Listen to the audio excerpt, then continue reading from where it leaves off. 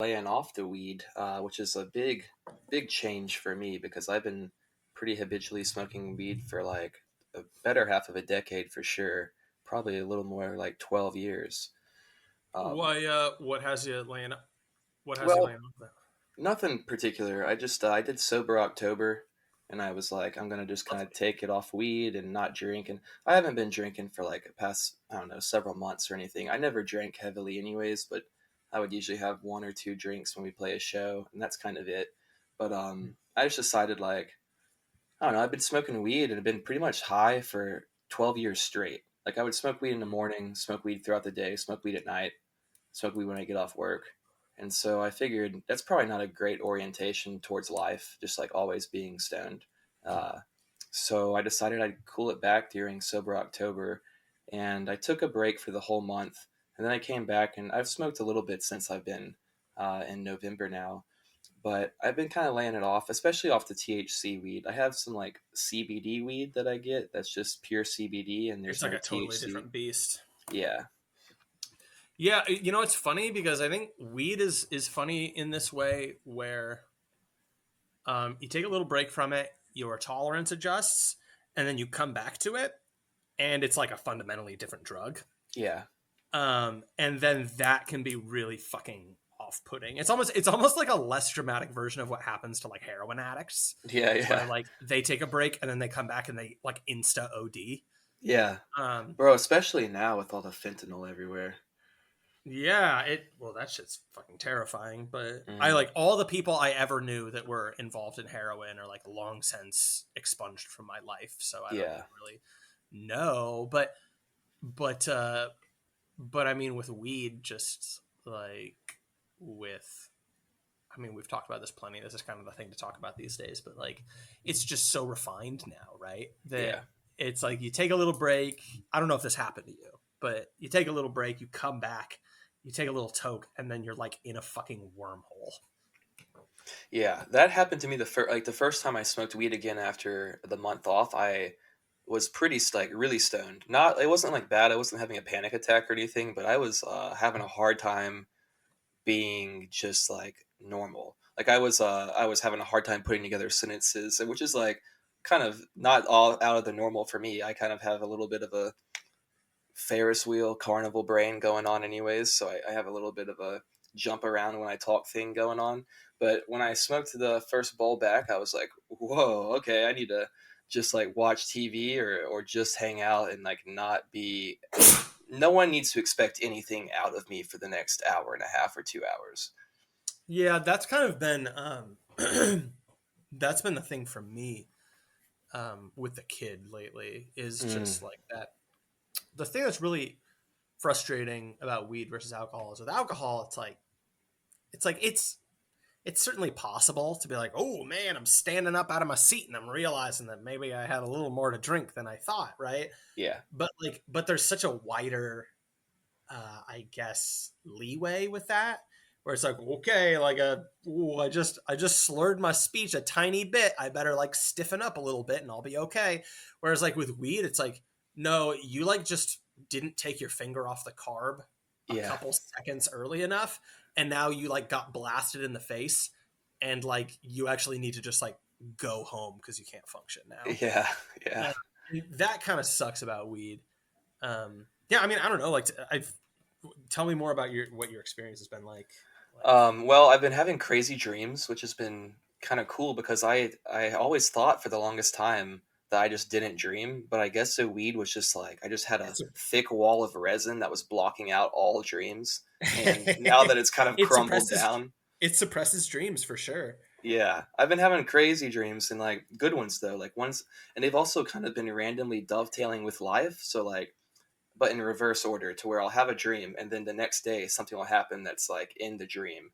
Um, Yeah, it's deja vu, right? yeah, deja vu type stuff, which is really interesting. Like I had an old coworker, and I hadn't thought about her in a long time, and then I had a dream about her randomly that I was just like back at my old job, and then the next day I woke up and I had a friend request from her on Facebook, and I was like, "What the fuck?" Interesting. Weird Interesting. kind of thing, like coincidence like that. Yep. Um, but That yeah, stuff's it's real. That stuff is like it's like hard to overstate how real that shit is. hmm I think that a dreamed world, I don't know what it is really, but there's some significance there for sure. I mean, people have been dissecting it for centuries as long as we've been alive. I don't personally think it's like a world, but like it's something. Like Yeah, we're being given some kind of information. yeah. And I've always, when I was in the process of being confirmed into the church, Hmm. um, I was kind of selecting a confirmation saint, and um, and I just kind of really got into the rabbit hole of like mysticism and Mm. kind of just like really, really connecting with just that idea of like, I feel like God speaks to me a lot. Oh yeah. And those kinds of like moments, I think dreams absolutely count is what I'm talking about. Hmm. And I think that some people are like more sensitive to those kinds of things than others. I remember there was like one day I was on my way back from church, and like kind of a gust of wind kind of blew really hard on my truck when I was like just in the process of kind of thinking about something I'd been conflicted about. Mm. And it kind of just like nudged my whole car. Like I Like needed to whoa. correct a little bit. And I Yeah, was just yeah. like, there's my answer to the thing I'm conflicted on, you know, and just little things like that. And I don't know. Anyways, it just the dream thing is very, Oh very yeah. much in line with that in my mind. Yeah, I mean, I think of course that like God is present within all people, and then I think there's like a level of like consciousness awareness of that and accepting of that, and then that's like when you like, you kind of more embody that, and you kind of have a conscious welcoming of that into your life and like accepting Jesus into your heart, etc. But I think it's present all the time, and I think that it Yeah. speaks to you like in through like kind of quiet movements of the spirit, and I think that sometimes those can be most well digested when you're asleep because a lot of your waking rational consciousness is kind of put to bed in a very literal way. And so then you're kind of left to be in this realm of symbols and everything's kind of very symbolic. And I think that that's kind of where the magic is. Yeah. Yeah. I think the, are you familiar with this guy, Jonathan Pajot on YouTube? Mm-mm. So he's like popular on the right, but specifically like he's like a theology guy. I think he's just like he's like an amateur theologian who's originally like a wood carver, and he's a French Canadian. He's Eastern Orthodox, Okay. and he has this whole channel. I think it's called the Symbolic World, and he's just really big into like analyzing symbolism. Mm. I think he's done some stuff with Jordan Peterson, but Okay. I Nice. love just this, um, just that the like having a narrative view of the world, Yeah. and It's being more, necessary, dude. it is necessary. And I like find that that has been a really, think about how like popular like Joseph Campbell is, and like Mm-hmm. his interviews at like Skywalker Ranch, those are like, dude, boomers loved that shit, Yeah. and it kind of fell off, but it's like that shit was really, really, really popular. Mm-hmm. um and I think that materialism has made people maybe a little, I don't know, I think it makes you jaded, and you abandon that Yeah. narrative view, that like that romantic drama. Mm-hmm. And I think that like, I've always been, and I don't know what your thoughts are on this, but I've always been skeptical of like formal dream analysis, because it's always kind of just seemed like, um, it's like, I've never had a dream where I'm like, man, like what does that mean? I'm I think I should get my answer by cracking a book open. Yeah. Yeah. You Or know, talking like to an that's, expert. no, right. No, that's an even better point. Because it's just like, it's, you don't have to get it immediately, but Yeah. like it's, and maybe you'll never even get it, right? But it's had the effect on you that you know it needed to. Bingo. That's the thing, I Um, think. I think that like these things operate whether or not you're consciously aware of the effect or the conclusion you need to take away from it or not. Like I think anytime you have like a moment of great insight, it's not important what you think about after it. It's more so just the work is done when it happens.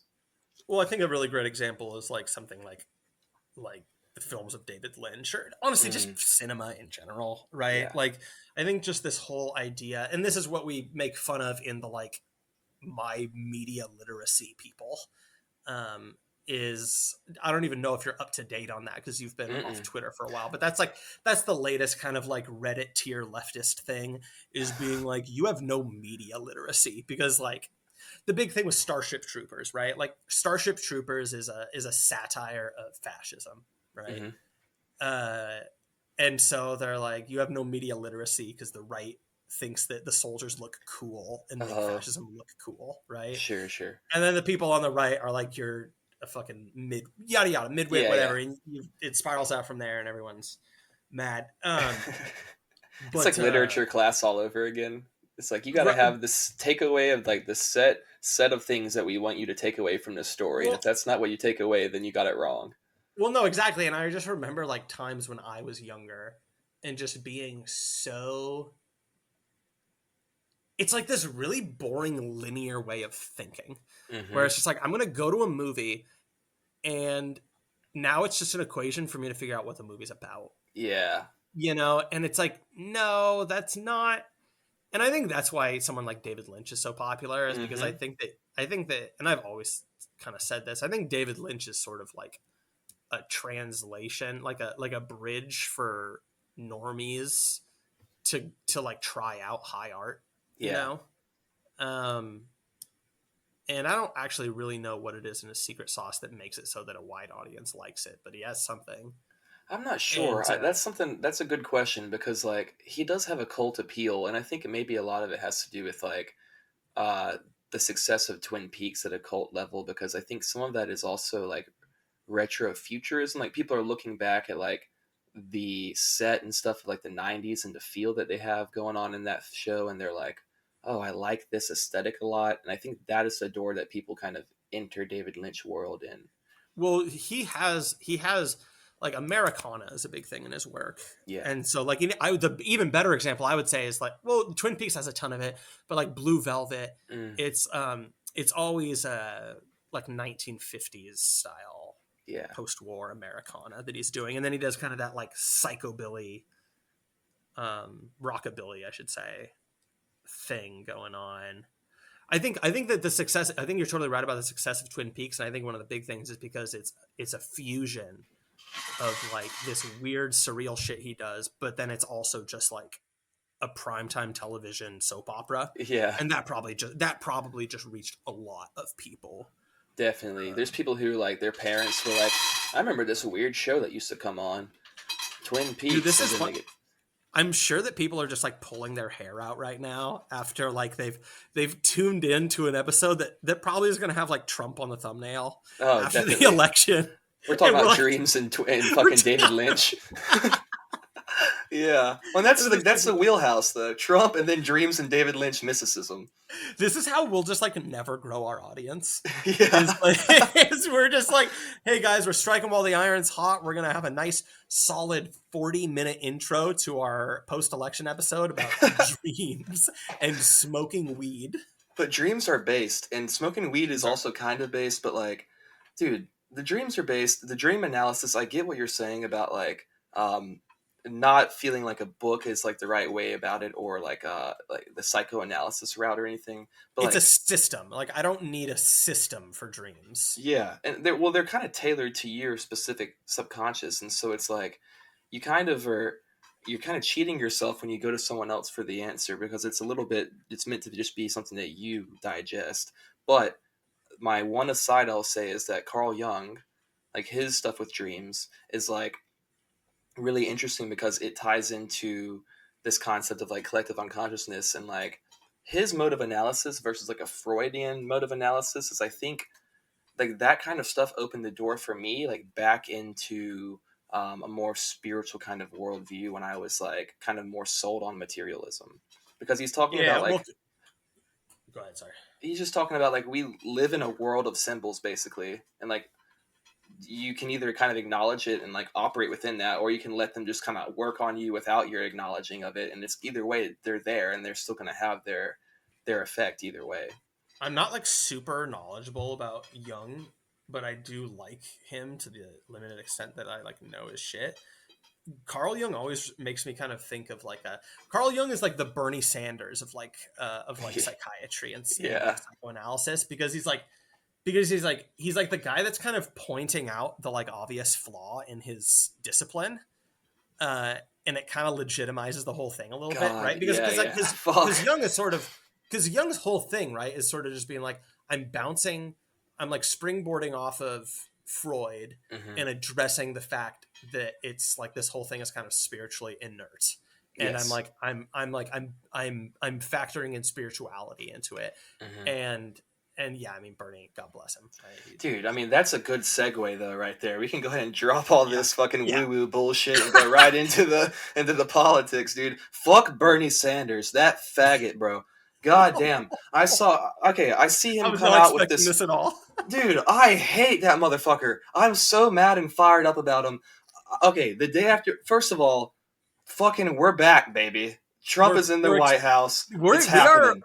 we are so significantly more back than I really ever expected we would Dude, be, to be honest. yeah, big time, bro. I keep saying that with my friends. We just like, every time we see each other, we're just like, bro, we're back. Holy fuck. It's everything, dude. It really is so great. But, okay, we'll get into that in a little bit. But fucking Bernie Sanders, dog, the day after the election, puts Yeah, out this bitch made statement where he's like, oh, this was not a surprise.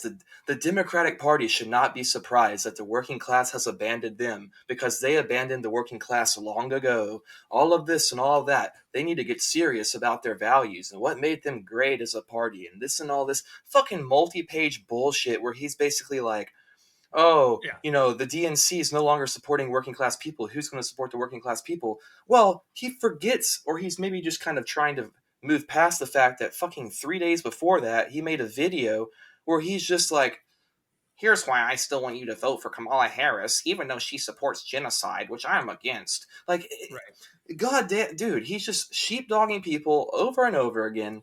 It's a He's sheepdogging. There's no use for Bernie Sanders anymore. And I've seen people I know share it. They're like people I know in real life, like friends that Well, are yeah, I mean, acquaintances. it's I was thinking about this, and this is actually kind of why I brought it up. It's really particular because it's really interesting because it serves a very, very particular function, Mm, and maybe Bernie Sanders and maybe fucking other, and well, I'm sure the people that actually eat that slop up aren't aware of the function, but the function is, you know, um, you come in, you have this guy point out, he does the whole like, but what if we did class politics instead mm, of that stuff, right?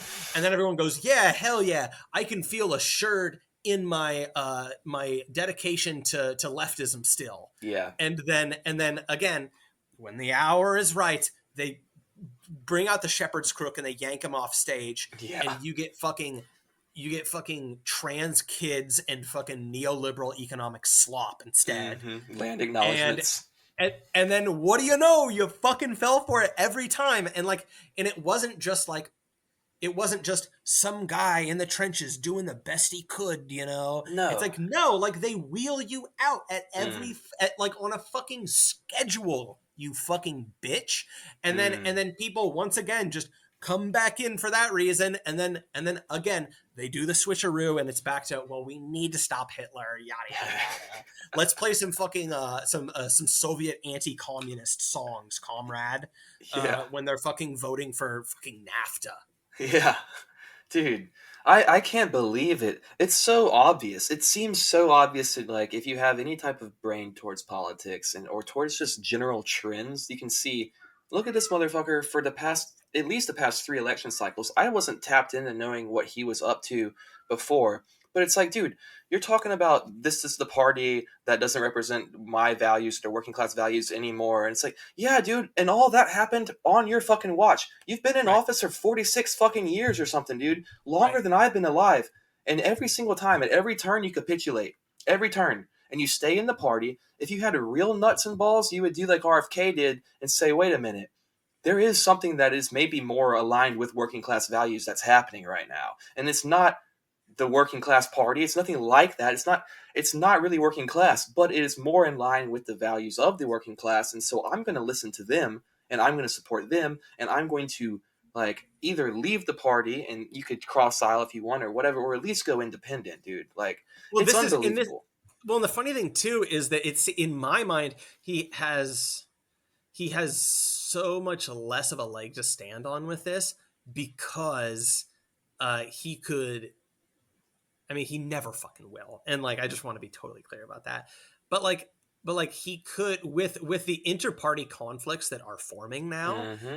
he would completely be the perfect like that is if he was actually following all the progression of all this honestly, he would get involved with what's happening Of within those course, factions on the right. antagonize. But like of course he's not gonna, because again that's not what any of this is ever about. And if you're waiting for that, you're a Mm-hmm. fucking idiot, you know. um yeah, It's yeah, just because so He's tired as fuck now. He's literally just new Noam Chomsky. Like Noam Chomsky, I just saw a thing yesterday. He's 95 years old and he's lost the ability to speak, thank God. And so now they no longer have okay, him to all right, wheel out. really fast. That's a sad thing. Okay, yeah, no, it's horrible, but I'm That's tired a of funny hearing him. joke, but that is tragic. Yeah, it is. It's absolutely tragic. God bless Noam Chomsky and his family and everyone that cares about him. And I hope he can ride out the last, however long in I hope he's peace. in. And I hope he's in comfort. I hope he's around people he loves. And I will say, his career has had a lot of really great works in it it. I has. think that this final act has been a real tragedy for him. But he's kind of just like Bernie Sanders though, where he never had the teeth.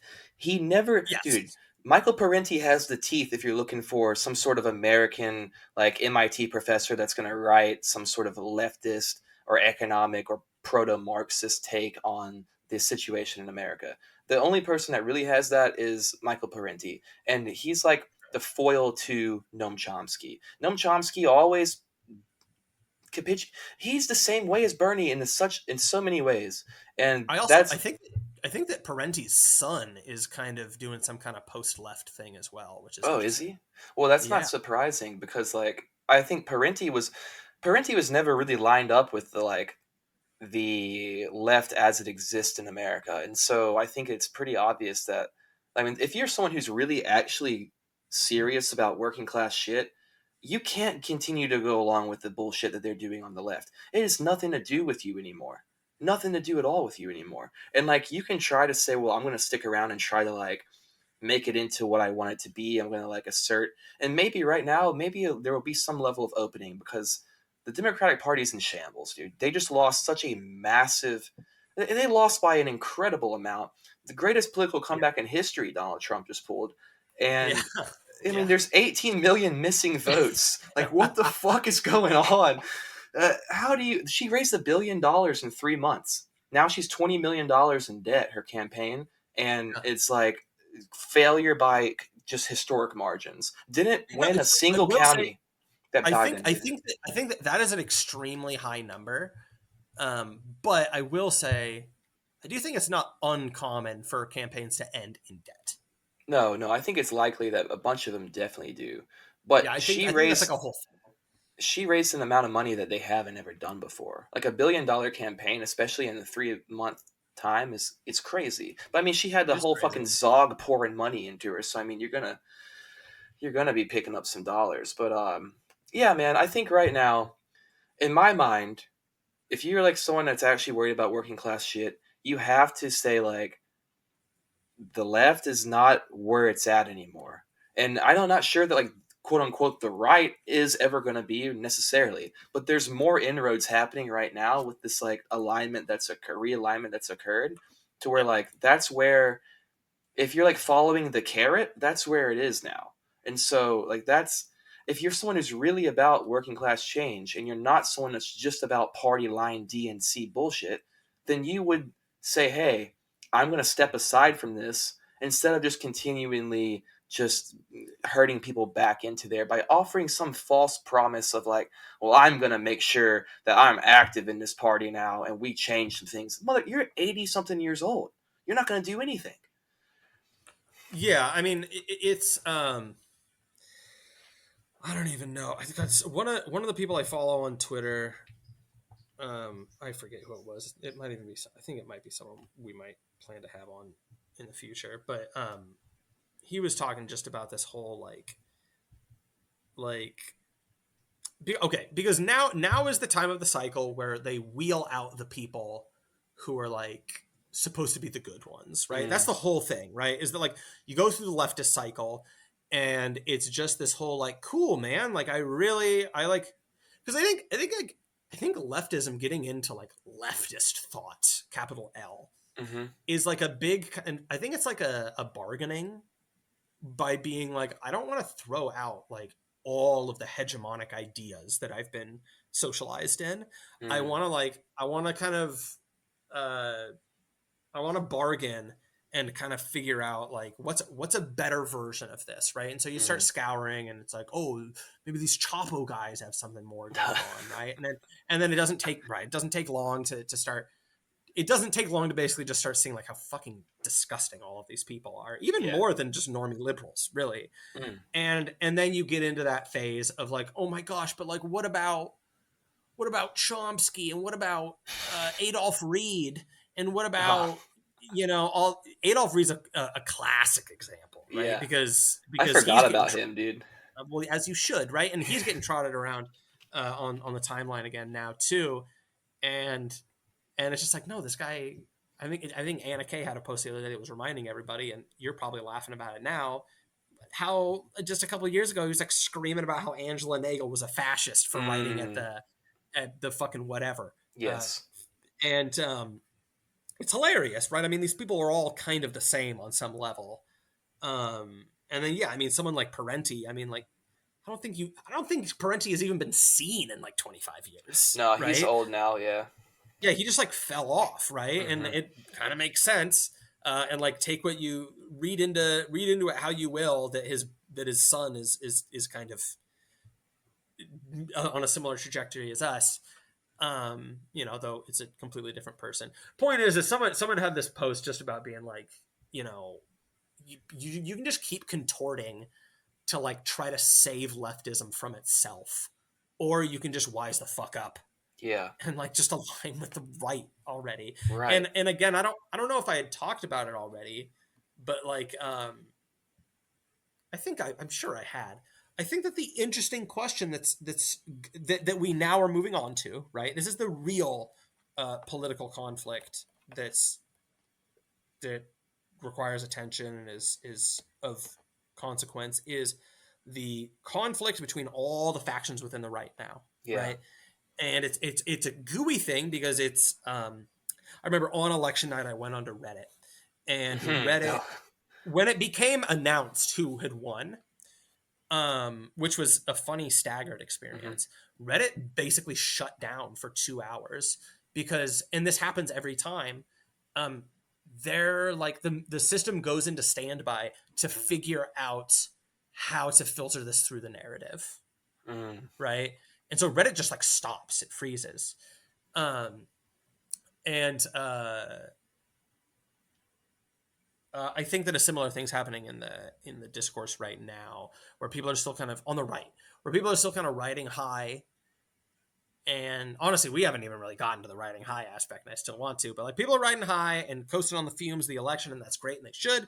But it's starting to form like what the narratives and what the language is going to be for Yeah. this conflict between. And this is part of the difficulty, is that I don't think it's been defined very well. But I think in my mind, I think it's Christian nationalists, right?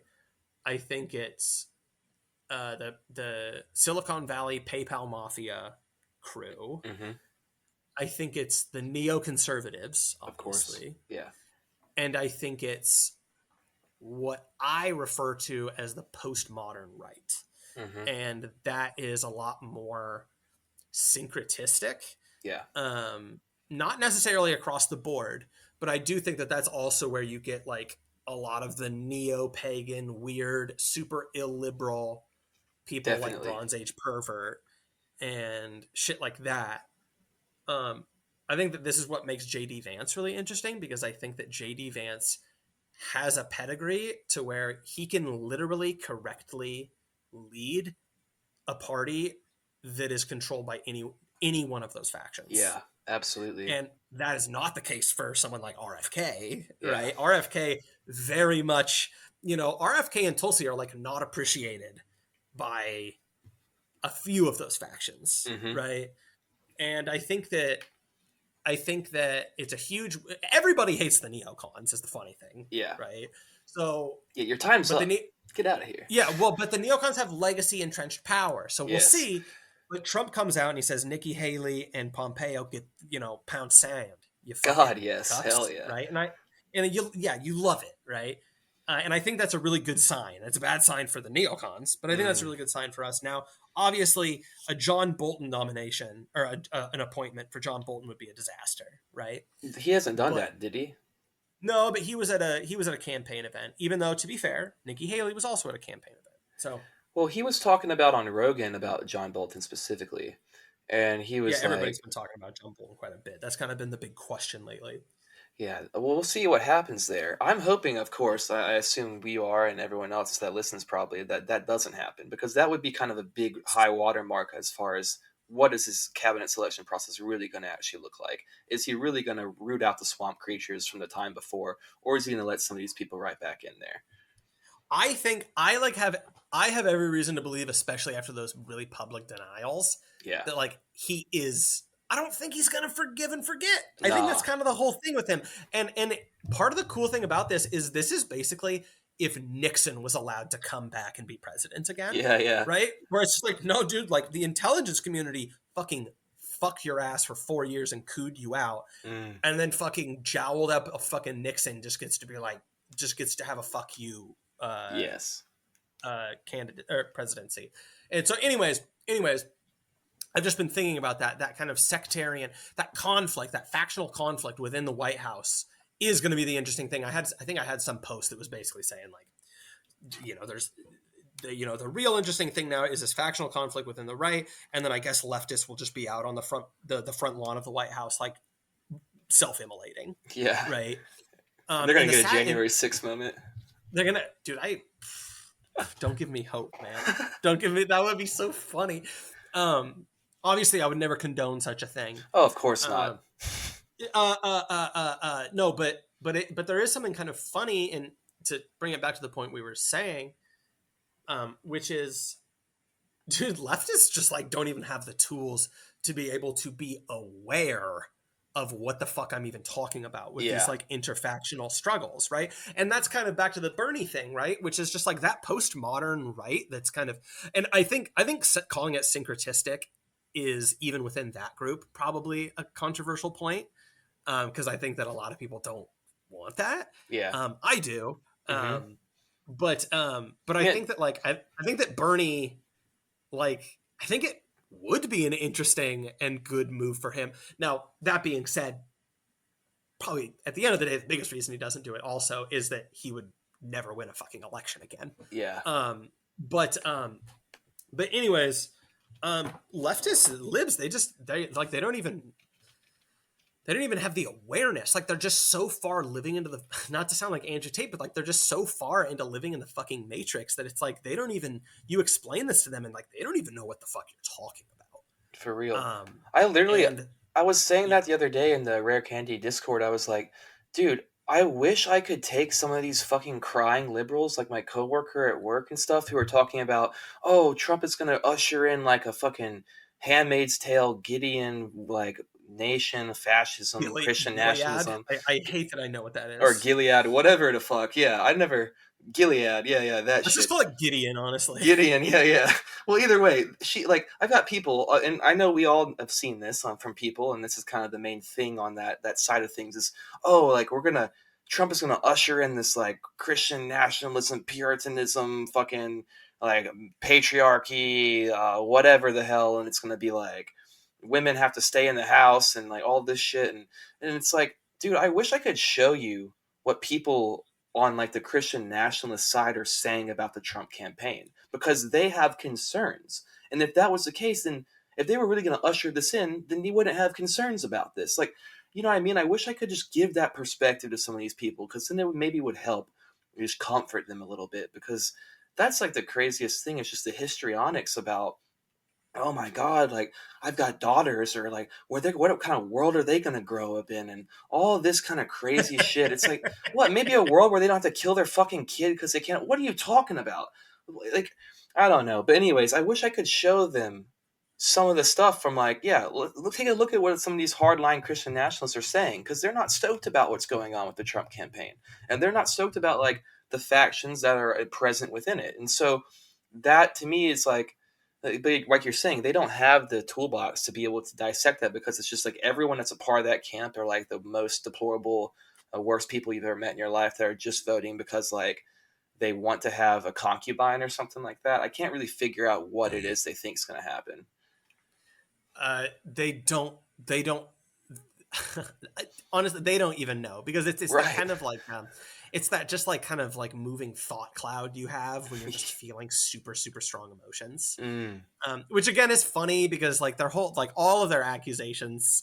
One of the big things I was seeing on my wife's Instagram, and by that I mean her scrolling and looking at Libt up people we know. Bro, Instagram is a hellhole for that, because it's a broads app, so they're just on there. Well, just also a lot of like, just like Instagram is just like millennial slop, right? Like young people don't even use Instagram now. Yeah. It's just like, it's just for like 30-year-old burnt out fucking millennial women. And Yes. so it's just fucking psycho shit. Like I don't even know.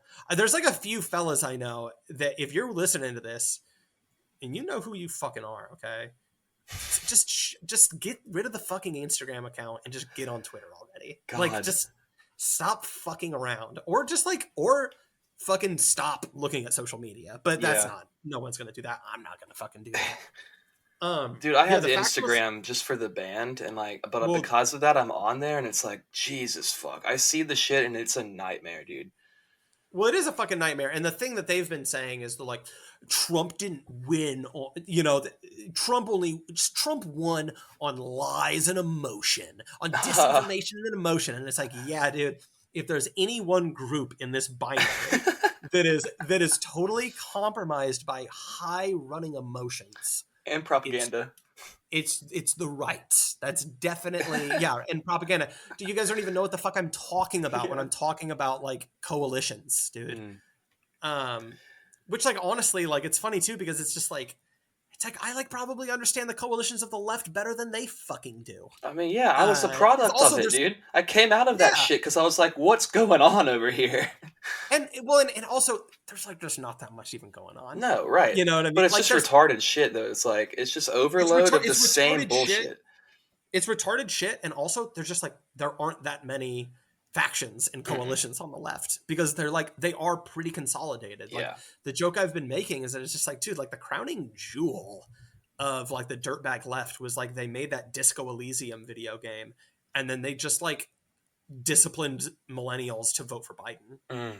It's like, that's what you got. That was it. That's what you accomplished after all of this. And then some like very mediocre Brooklynites got to get a free ride, I guess. I don't fucking know. That's what it's all about. Get the mediocre Brooklynites a free ride. God, fuck, I can't speak. A free ride. Dude, it's all right, dude. You're allowed to be kind of retarded on the right. But anyways, well, okay, let's get into the fun thing though, right? Which is we're being all fucking big brain. Ooh, talking about coalitions, postmodern, right?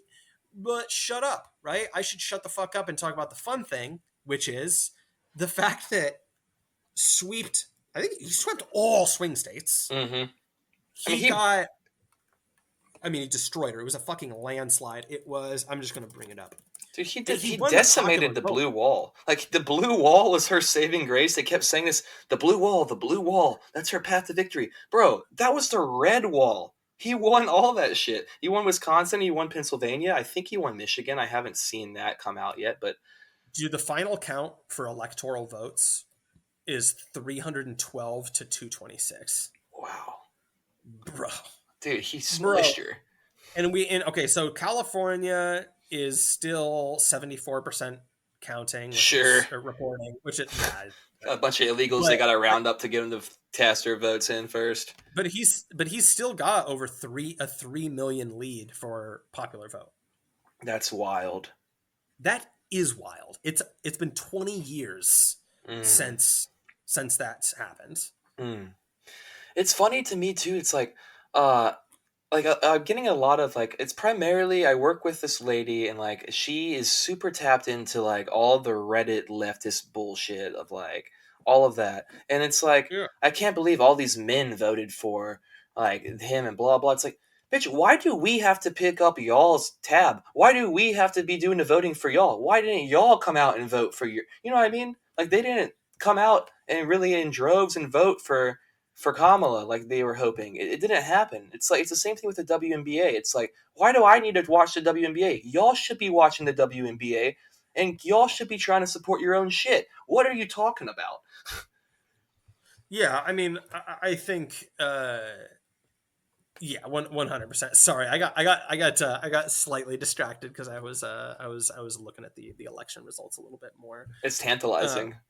it is tantalizing, dude. It's just so like, god damn, it's satisfying. It's really satisfying because again, and this is the word everybody's using, but it feels good. Like he has a mandate, Mm. right? Mm-hmm.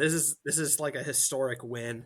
I'm not even gonna honestly. I don't even really want to talk about the big difference and drop off in voter turnout from last year or last election, I should say. That's a It's nuts. whole. It is fucking nuts and it's hilarious. But it just feels like everything is just like firing on all cylinders now. And Yeah. to be fair, like in this transition phase, like that's a feeling that I imagine you want to keep up and keep Mm-hmm. going. I think that I was listening to like Dave Smith, and he had kind of made a good point. Dave Uh, Smith, uh, dude. God, I, yes. I've been enjoying his stuff, and Yeah, I've come around on him for sure. yeah. I mean, I like again. Don't get me wrong, like libertarians, It's but retarded. um, but he had made a point just about like, dude, like the mass deportations thing is going to be like a tough ask. It's going to be a difficult thing. So like, if it's ever going to happen, it's going to happen like now. Yeah. Not obviously not now, but like that is like I think Trump says it's a day one thing. I don't Mm-hmm. know. That might not be correct, but that sounds like something he would say. If it is a day one thing, it's like it probably needs to be a day one I thing, mean, yeah. because it's also like there is going to be, I think.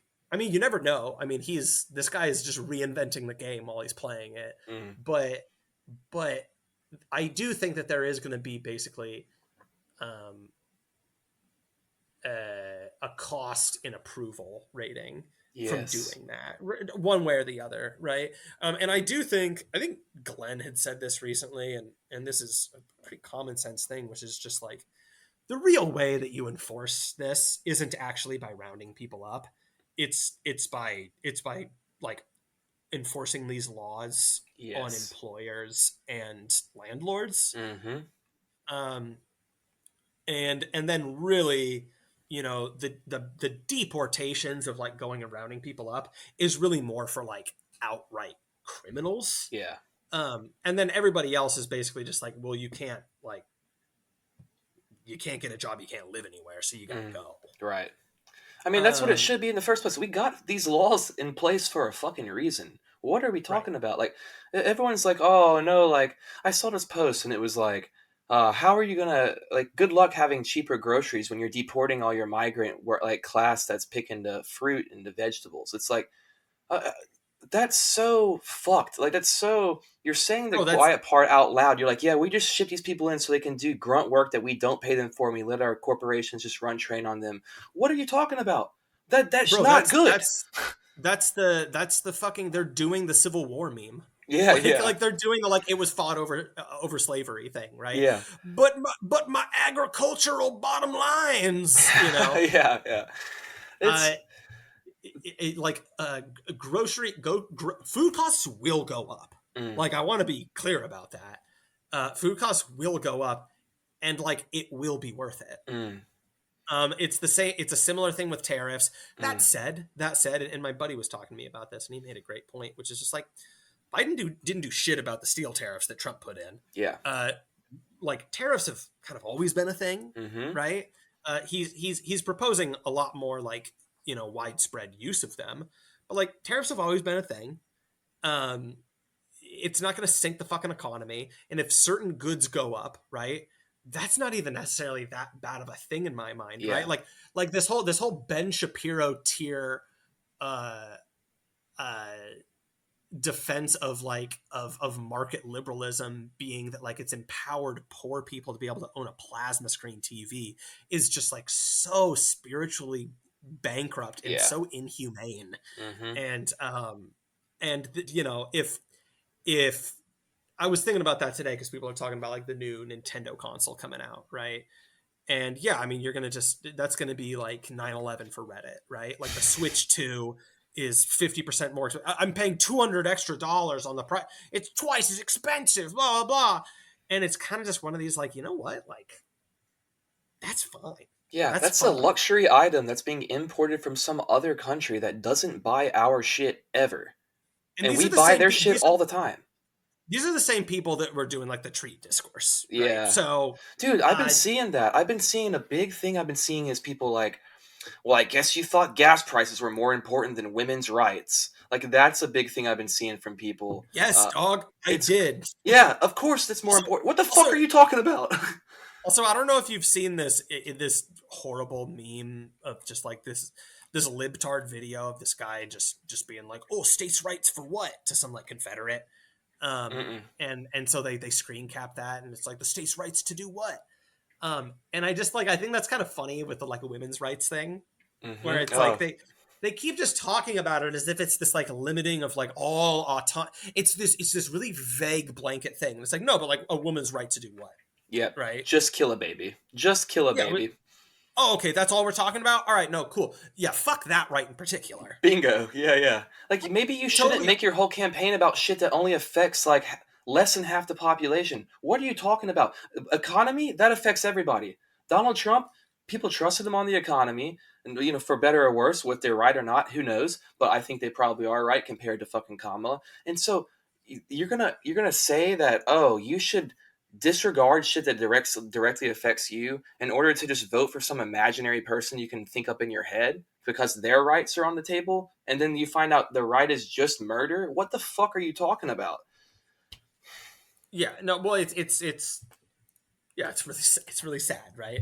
And I think one of the big things too is this whole I I bet you probably saw it because it was fairly widespread. I think it was some like New Yorker comic that was going around like the day before the election that was like, "Who'd you vote for, Dad?" And it was like, "You, sweetie," or something like Oh that, my always in god. a voter's booth.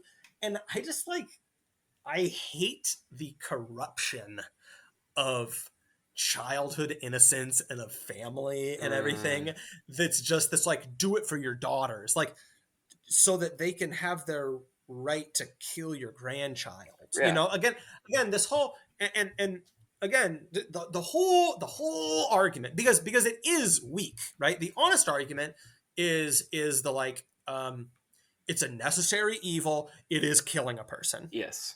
right? Okay. All right. That's the argument that you're fucking stuck with. Mm-hmm. Okay.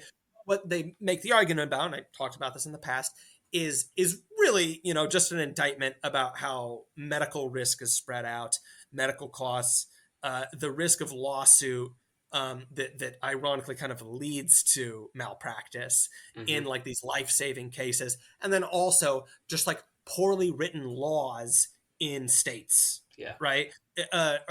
I thought that moment with JD Vance on Rogan was really great, where he's just like, look, I certainly don't like the idea of people being criminalized for freely moving through the country, Mm-hmm. right? With that, like you travel to another state to get an abortion stuff and things like that, right? Like what you are doing is you are like is Roe v. Wade there to protect for clumsy uh, legal writing, right? Or is it there because abortion is a moral good? Like which position are you actually taking, right? Mm, Because again, like I can acknowledge that there's things that are wrong with some of these state level enforcement mechanisms, right? yeah. And I like authentically believe that in a lot of these cases, right? But that's the question isn't even about abortion at that point. Honestly, the question really more specifically is about like whether or not those things require the federal government to come in and have this cascading effect that'll affect a bunch of other things also, right? Mm-hmm. Like, I still don't like abortion, right? And that's where, again, like, I think that's one of the reasons why it just didn't work out Yeah. at the vote, is because it wasn't a binary question, right? That, like, Roe v. Wade and the Dobbs decision wasn't simply just about like abortion good, abortion bad, Yeah. right? And so the Dems tried to make if it was that, then maybe it would have made a little bit more sense for their entire campaign to just be that. But it wasn't. It wasn't like a do you like Coke or Pepsi? It was like fraught with nuance Yeah. that Yeah. really was not helpful. Mm-hmm. It was like, do you think that you should only be able to have Pepsi at specific county restaurants that you have that are around you, or do you think that Coke should also be allowed? Right. And by the way, if you are Team Pepsi, then we're just gonna start saying confidently that you like want to send out like organized rape squads for all Coke Yeah. fans. You're just all of a You know, sudden Sharia law. Like, you're just into Sharia law. The people who are the most scared about Sharia law are apparently now just going to be instituting our own version of Sharia law everywhere. it was they had to, for the sake of brevity, make their case a really reductive one for abortion, Mm-hmm. and that just didn't work that well. And then also, again, I mean, it's the economy stupid just remains undefeated, Yeah. right? And I can't stand, and I've encountered a few libs IRL who have said such a thing, one of them even being family, God bless their heart, Mm. of just the whole like, the president doesn't control the economy, stupid, so why are you voting about that? And it's such a buck broken level of sophistry to Yes. defend the party. um I actually, it's one of these things where it's so wrong. It's like a question that a young child asks you. That's so basic, but you actually need to like stop and like think, unpackage it for a sec to know Yeah. how to actually answer it. Because it's like, man, like I don't even like. I actually struggle to like figure out like how I can quantify the ways in which who the president is relevant to the economy. Yeah. Yeah. Like I don't, and then obviously the laziest thing you can do is just go, okay, well then by that logic your candidate can't take credit for the things that they did right with the Right. economy. And also, then what the fuck am I voting for then?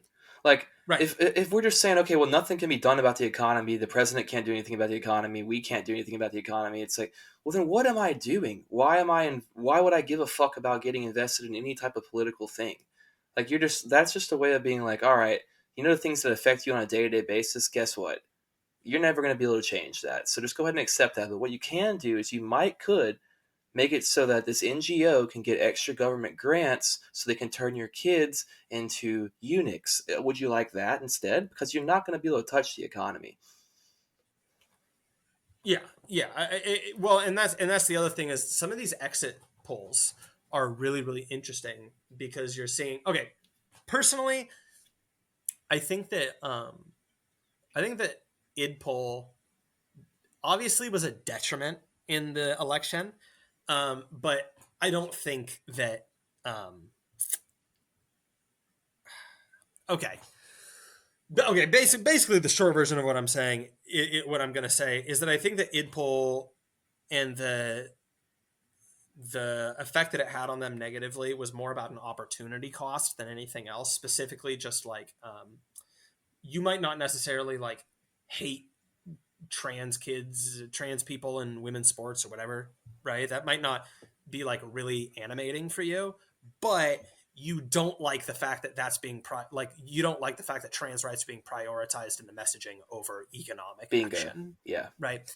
Now that being said, I still think that most people aren't like culturally like politically inclined, and so the culture does matter, and Yeah. like the alienating nature of that stuff is important. But this is a especially because online it's just all media class industry people. This is a time where everybody is going around and trying to have their singular case for why the election went it did, right? Mm-hmm. And I just don't really think that that's how it works. I No. think that one of the closest ones is obviously going to be the economy, um, but yeah, like people going around saying like wokeness cost them this election. Like I don't agree. I like don't even think that they ran a particularly woke They campaign. did not. Uh, like relative to other times in history. I think that the best thing they ever did was call Trump and Vance weird. Mm, And I think that that was them basically showing my theory of just like, we're going to have a return to normalcy. yeah. And that does mean that we're basically going to phase out woke stuff. Now, whether or not that actually happens, I can't guarantee. Right. But I do think that that's the dialectic. I And go ahead. I think that the woke stuff. I don't think it lost in the election, but I think the election was already kind of like I think the woke stuff turned the culture. I think that the culture strongly turned in a reactionary way against the woke stuff over the past couple of years. I think that there's obviously still people who are like in echo chambers and like on Reddit and stuff like that, and there are people who are still very much so tied into it. But I think by and large, like I mean, the culture has shifted, and there you can like, and it's not necessarily incredibly meaningful shifts, but like you have like Shane Gillis saying retard on SNL and gay on SNL. It's like I mean that's way different than it was 3 years ago, and I think Right. that a lot of that is indicative of people were just like, I kind of miss just being able to be just a dude. Like I miss just being able to hang out with your friends and you can say some shit that's not like I miss not having to educate myself on every fucking thing every minute of every day. I miss just I being miss, able to I be a miss, regular person. yeah, I miss like HR not being at every fucking hangout. Yeah, yeah, for real, dude. I miss like And not having an Alexa just listening in on me and me being afraid of that. yeah, well, right. Um and so the culture certainly played a part. The one thing I've been thinking about, and this is what makes me, this is my tinfoil hat a little uneasy feeling. It feels like the Dems let her lose a little Yes, bit. yeah, yeah. I was thinking that. And And I have my theory about that. And all of this is so fraught with just like red flags for me of like, no, Slav, it doesn't work that way. Like, you can't engineer at such a fine level. And I don't really have an answer for that. But it's like you look at it and it's like Biden was retarded. And as a Yeah. side note, I think that for the record, the woke stuff has been going on for a long time. I don't think the woke stuff invalidated itself. I think just the Biden administration did in a lot of Mm, ways. And I think it's hard to downplay how fucking important it is that like these guys lied and hid the fact that this guy was fucking retarded. yeah. And like I think that is the biggest indictment and challenge against democracy that we've seen. Yes, And yes, yes, I'm saying yes. this as someone who thinks that democracy is fucking gay, Dude, right? that's Like, been my whole thing. I'm telling people, first of all, I think democracy doesn't work well. I'm not sold on democracy, but you're telling me that I need to vote for Kamala to protect democracy. Meanwhile, Kamala is the least democratic candidate that maybe ever existed in the American political system. She was never elected. She was never voted for. She never, even when she ran originally, 2020, she never received like more than like 2% of the fucking nationwide vote. She was never voted on in a primary to be the president. She was just the vice president. The president that they had a president in office that they decided they're going to run him. He was obviously mentally fucking bereft. He was not around upstairs, and they hid that in order to close the primaries off and not have primaries, and then keep people like RFK, Tulsi, whoever, from challenging him for that position. Gavin Newsom, maybe whoever the fuck else. They kept him out of that process, no primaries until the very last minute when it was like, okay, it's obvious now that he can't be a fucking leader. And then you just shove in Kamala without a primary system. And then we're told that your only hope to support and save democracy is to vote for an unelected candidate. That what well, and then, well, and remember when he dropped out, and again, keep in mind, they let him debate. wild. They let him debate, Mm. bro. What the what? Like no, I don't understand how you explain that. I don't either. I Unless like it's I just because you actually want him to lose. I don't understand, right? I think that he was a bit of a Dickens, Mm. right? Little Mad Joey. Yeah. But they let him fucking debate. They stiff armed the.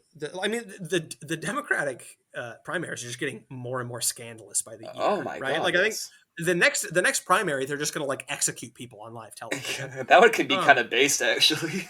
well, it'll be us. Yeah, fuck. Um, Um, the Obamas took like over a week to endorse her. When he Mm-hmm. first dropped out, right? When Joe first dropped out, it was the whole discourse that people were like, dude, everybody is being considered except for Kamala. Yeah. And there's all these rumors of like Kamala's fucking pissed about that and yada, yada, yada. And people were like on the news being like, y'all better pick Kamala because she has the fucking claim to it. Yeah, And yeah, this is racism. And one, to be honest, the funny thing is they were kind of right in a yeah. way.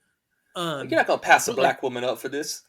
hey, hey, man, you fit a pat. So, and then fucking Bill Clinton was saying like unflattering shit about her. You Mm, see, I mean, who gives a fuck about anything he says? But um, and the big thing, one of the big things in my mind too, is look at the VP pick. Like, dude. okay, okay. So first of all, really fast, I don't think that Tim Walz is as weird as right wingers want to make him out to be, and that's my hot take. I like don't think that he's like that. I think that he's like a Midwest retard, He's just and like nothing. that. What's that? He's just nothing. Like he is No, nothing. exactly. He's nothing, right? I don't think he's super creepy. I don't think he's super gay. But the big thing, he's. I didn't think he was particularly rhetorically inclined. Mm-mm. Um, but the big thing was, you pick a VP for a few criteria, and in my mind, I think the two strongest is the biggest one is just I'm picking you for access to votes, which is what Pence was, or and then you pick one that's like I'm picking you because you're like actually a good replacement if that needs to happen, and that's what Vance is. Yes. I don't think that Vance actually delivered any support to Trump. I Dude, think they he all. delivered me, I think. I mean, I wasn't necessarily gonna vote for Trump. I was supportive of him, obviously. But Vance, watching the Vance, in fact, actually, I sent Vance on Tim Dillon to one of my friends who texted me like a week before the election, and he was Uh, like, not gonna vote. And then he sent me the day of the election a photo of his I voted, and I was like, "Who'd you vote for?" And he was like, "Fucking JD Vance, dog." And I was like, "Bet." Hell yeah, So I mean, dude. I think he got people like us on board, but I'm not sure how big of an like what that sways or not. You know? Yeah, well, and like, um, well, but specifically what I'm talking about is like machine politics, right? Like you pick Mike Pence because he's going to have the evangelical vote, right? Yeah, Not necessarily like Mike Pence is going to go on a podcast and he's going to sound good, and so then like COH and Slav support, but yeah, more like but like JD Vance comes to the party, comes to the campaign, and they were worried about Ohio, and now he delivers Ohio yeah. to them, right? Like I don't think that that's what that was. Um, I think that that's what they should have done for Kamala, They and they needed were to get talking about. Pennsylvania. Yeah, Well, no, and so Josh Shapiro, right? he's Pennsylvania. radioactive though, dude. I think. I mean, I don't. I think he could have gotten in Pennsylvania probably because that's his home state and everything. I don't know, but bro, the fucking photo op of him signing bombs with Zelensky that's I poison. I know, but they had to do it. I think they had to do it. They had to do it. They didn't, bro. What fucking compromise did they make about the Palestinian Israeli conflict? Like Nothing. neither candidate did anything, right? I mean, that's one of the best. That's one of the great tragedies about the election. Yeah. Is that the needle didn't move there Well, at they never all, was gonna, and dude. it never was gonna, and to be honest, it basically doesn't matter because it's such a lost cause. But like Trump was more egregious on it than Harris was, to Hmm. be totally clear. It just basically didn't matter because it was like 2 degrees separation, Yeah. right?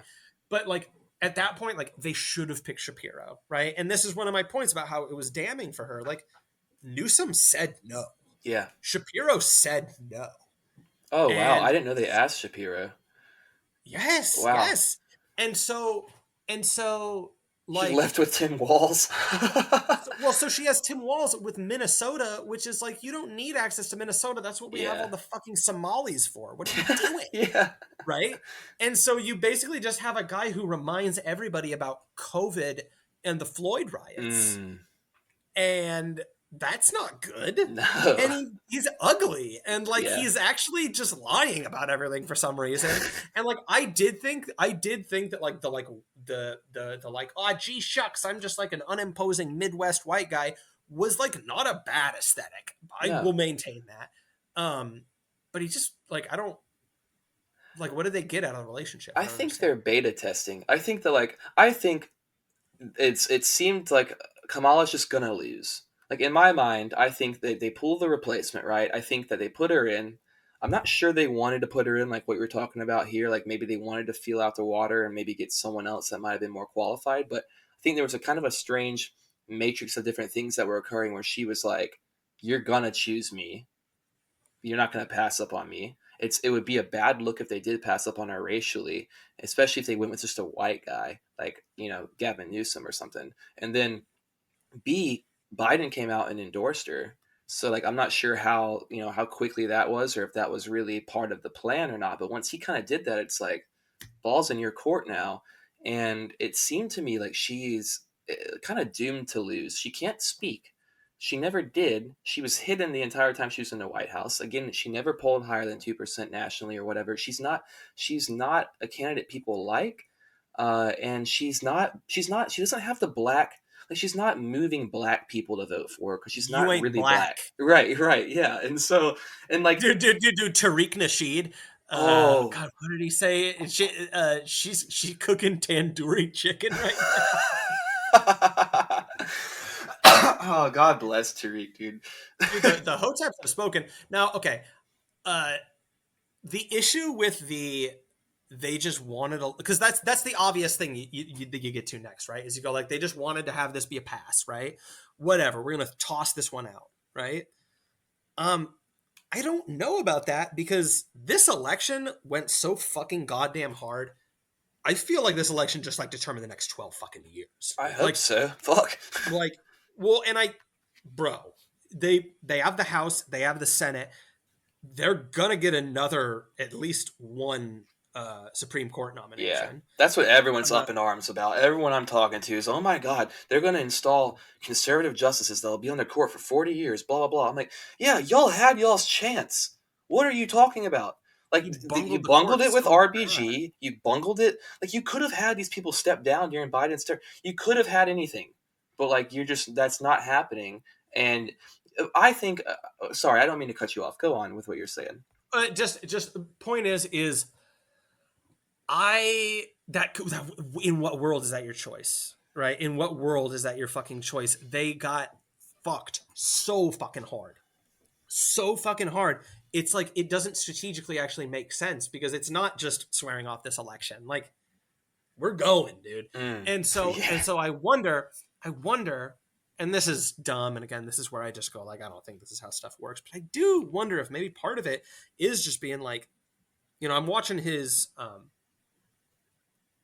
policy videos that he's posting lately. And I don't know if you've seen these, but Trump? these are superb. Yes, he's Dude, posting these the these free speech five. one? Yes, God, yes, that got me fired up. dude, he had one on homelessness. He had one on. Oh, It's like everything, I haven't right? He's seen just any of the other ones. no. These just are individual policies that he's doing like 5 to 10 minute long videos of him just talking. God, yes, Um, that's everything. I've like never encountered anything like that. It's No, really cool, and it's kind of surreal. um, When I saw the one about it the free is. speech, like, and like he had the text writing across the bottom of the screen and stuff, and it kind of threw me off. I was like, this is wild. I'm loving it. I'm stoked about it, but I've never seen a politician do this before. Well, and so hear me out. Uh, like I hate using the word the left because it's murky, right? Um, the left and the establishment have just backed themselves so far into a corner that like walking something back is a lot more damaging Mm-hmm. than just being a beautiful loser and playing the ship down Mm-hmm. and then starting again from the ashes. Yes. They do And that. so They do that best. They're best when they're losing. right. And so I wonder if part of it is just like, no, just let him win. And like the cities with homelessness are fucked. Immigration is fucked. All of these things need like foreign policy is fucked. All of these things need like super dramatic overhauls. Mm. And like we literally cannot do that. Yeah, We yeah, literally yeah. cannot do that. And so just like fuck it, just bring him in. We're gonna allow him to come in, and we're gonna just like scream the whole time. Yeah. But like this stuff like literally needs to get done, and we're like actually like unable to do so. They need a Cincinnatus, dude. They need to install like Dictorate so he can come in there, do the things that need to get done. They can say like, "Oh man, I hate that this is happening. I can't believe this is happening. But they're like, man, this really needed to happen. Right. Yeah, I think that It's that's the case. I think that it's obvious that they weren't going to win. I think you're right about there's no way to you can't just all of a sudden turn and be like, yeah, we actually need to get the border under control. We need to get rid of like you can't walk this stuff back. But like you're saying, I think we are reaching a critical point where things do need to change, and like this might just be the mechanisms of like the entire machine, like kind of working that way, where it's like, listen, we just need this to happen. Not maybe it's not consciously decided by anyone, but it's like that's just what needs to happen for this thing to kind of go a little bit longer. And I also think Trump. This is what I told my roommate after the election results came back in. I was like, really, this is kind of best case scenario for the libs, like the Democratic Party. And I know that it doesn't look like it on the paper because it's like, yeah, you know, he's going to install judges. They have the whole like the House and they got everything, but it gives them fuel for their fire because like when they're in charge, they can't when they have power, they can no longer act like we're fighting against the power, we're fighting against this like, this puritanical society. It's like, no, you're making the society. You're the one that's building it right now. So they kind of need it to be off their shoulders in order to like act as this kind of oppositional force in a way. And then also secondarily, Trump almost needed to win this election, especially under the circumstances that we have with Kamala being like the candidate or Joe Biden. Either way, Trump had to win in order to like reinstall some level of confidence within the American electoral system. Because mm-hmm. if Kamala came out and won, or if Biden came out and won, it's like this shit's obviously rigged. This shit obviously is not indicative of what people want. So you have Trump come out, he wins in a landslide, and it's like, oh, democracy's working. They let Well, him I win. hate to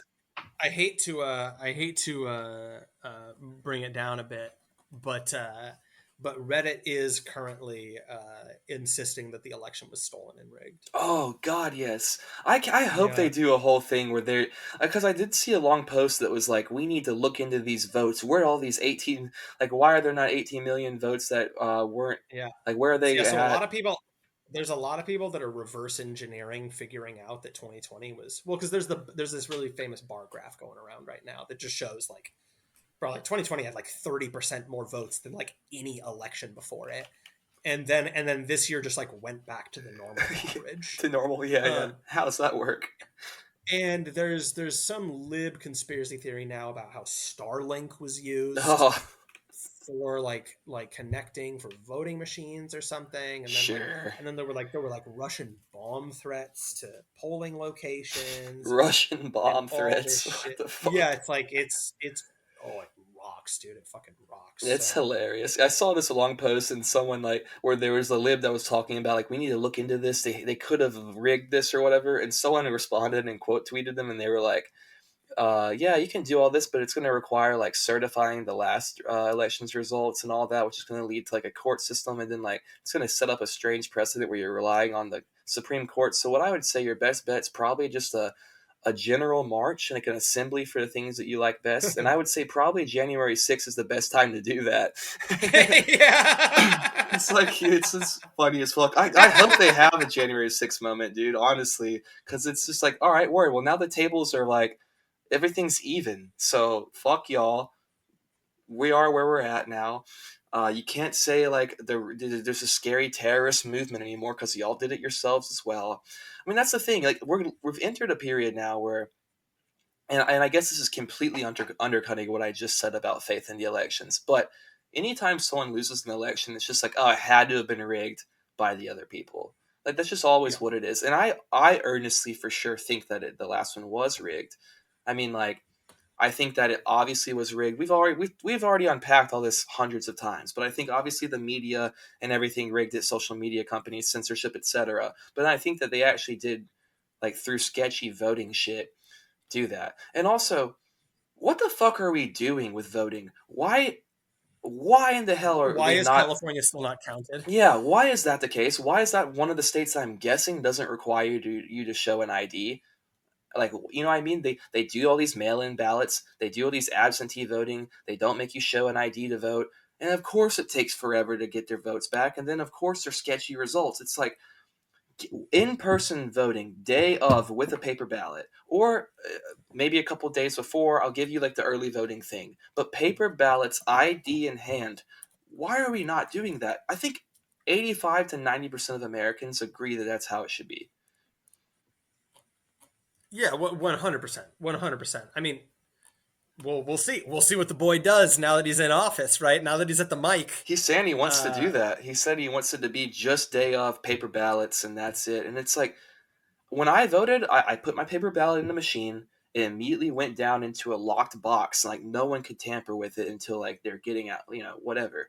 It's like in the mail and all this shit. There's so much gray area for weird shit to happen. Or oh, this shipment of votes just didn't come in, and now they came in 2 weeks later. It turns out we've got 30,000 votes here. Like all this kind of random shit. Why should that ever be happening? It should be you walk in, you vote. They should make it a federal holiday where you're getting paid or whatever if you get off, and then if you can't get off, it's like you can vote day before or whatever. Like it should be like that. It doesn't make any sense to do what we're doing. The only reason why you wouldn't want identification or anything and all this sketchy voting is so that you could cheat. So let's just cut all that out of the picture. And I'm hoping that Trump really gets in there and runs like hard with all this shit and actually takes mhm. control and like does the things he's talking about doing. I really hope that it works this time Yeah, because it's so yeah, exciting. I think that it is going to. The energy feels way different, and this is another thing that I think I might have mentioned it before, but I'm super glad that he didn't win in 2020 because now it's like you got JD Vance, you've got the RFK, you have a different coalition around him now. He's not surrounded by as many swamp creatures. He has a chance to actually put some of the stuff into action that he's talking about. And I think now it's like it's his second term. He knows he's not looking at reelection. He's not looking at any more. I don't think he's going to install himself as a lifelong president or whatever the fuck the libs think. So he's looking at, I got 4 years to set my lasting legacy. I got 4 years to like actually try to make this country great again. If that's really earnestly what he's trying to do, he's got 4 years to do it. So it's like, get to fucking work, bud. Let's see what you can do. yeah. Well, 100%, 100%, and that's exactly why I look at these like policy videos and I just get so encouraged and so Yeah. enthusiastic, and I also get really encouraged and enthusiastic when I see these announcements of like giving the finger to Haley Mm. and Pompeo, Mm-hmm. right? I think this stuff rocks. I think I watched his video on homelessness, I'm going to look it up as and soon as we finish. he basically talks about like like police are gonna have to round up homeless people. They got We're to. gonna have like singular tent city areas designated for them that are like guarded, and people that like people like we're gonna constantly be like offering help and treatment for them, and if they're like turning that down, and they're like a danger to themselves or others, we'll like lock them up or put them in mental Yeah. institutions. You got And to. like he's like it's not a kindness to like have these people on the street. No. This like just needs to get done, and like God, we're like yes. gonna do it. Yeah, it He's getting me goes. fired up. The lighting and the angles and the camera shot too. It's like I know it's it's really so good. cool. It's really good. Yeah, it's powerful Yeah, shit, dude. I watched because RFK shared the one about free speech, and I guess that's like yes, where I'm getting most of my updates is just on RFK's shit because like he'll share whatever has like remotely to do with him, and so I saw that video, and like I'm watching, I'm like getting goosebumps, dude. I'm like he's talking about making it illegal to classify stuff as misinformation or disinformation. That's everything. Like he's talking about he's going to stop the collusion between the social media companies and the government and like censoring free speech.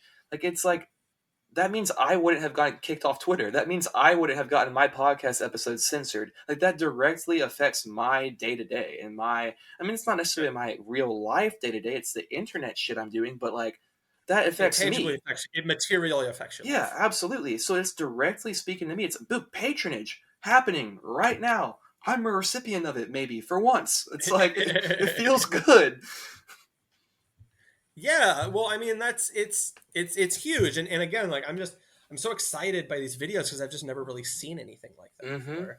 And it makes me And I think think it. he's serious. It's like because it's like I think so. it's new shit. It's obviously him it's like Trump going his own way. You know what I mean? Like he's like I've got it now. I've won. I'm going to start just like doing what I want to do. I'm going to put out these videos saying explicitly what I want to do. I'm going to do it direct to the people.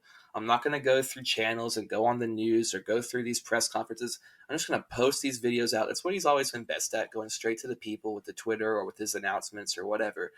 And it's like there's a level of transparency there that you don't get with other politicians because the other ones have these walls up all the time and you're like, well, I think they're working on policy, I think they want to do this, I don't really know, I haven't seen them in 6 months, but he's like immediately like, no, here's a step-by-step walk down video of me talking about it, not like a website with a bunch of shit you got to read through that's like not really actually talking about anything. It's here's specific steps I want to take, I'm telling you directly. And that, even if you don't like the steps, like that's a nice thing right there, that what's happening, it's a level of transparency that you can kind of build in accountability in some capacity because it's like, hey, this is my plan, this is what I'm going to do. And I have like he used to say he has the framework or the concepts of a plan or whatever, and now he's like, here it is, I'm fleshing it out, it's out there. So hopefully you can just have his feet held to the fire and he can get some of it done. I mean, the deportations thing, I don't I don't really think he's going to be able to like, I think it's like what you're saying. I think you're going to start with just enforcing the laws. You get people out that way. I don't think he's going to be able to get like 20 million people out or whatever that quickly. I mean, maybe he does. That would be shocking if he did. But I think it's going to be more so like once he gets in there and starts doing this stuff, it's going to open up other avenues to where people can maybe, and this maybe would be like a positive thing for people on the left to hear or think about, or liberals or whatever. It's like once you start getting to the brass tacks of how do we handle this, and you say maybe we don't have the infrastructure to get rid of 20 million people, well then maybe that opens the door for like we can maybe try to work on an accelerated path to citizenship for some of these people who are already established and stuff. Like you can, that might could be a discussion that pops up in the process of how do we handle this immigration thing. And I think that like it opens the door for that kind of um, that it really hasn't really been on the table as much before. Yeah, 100%. You should also, honestly, you should just get back on Twitter in general because it's a fun time right now. But this guy he appointed to border czar is just like fucking on it, dude. Yeah, Like I do think the immigration stuff is going to be, I do think it's going to be good. I think it's one of the most difficult things, but I yeah, do think like, I don't know, call me a mark, whatever you want.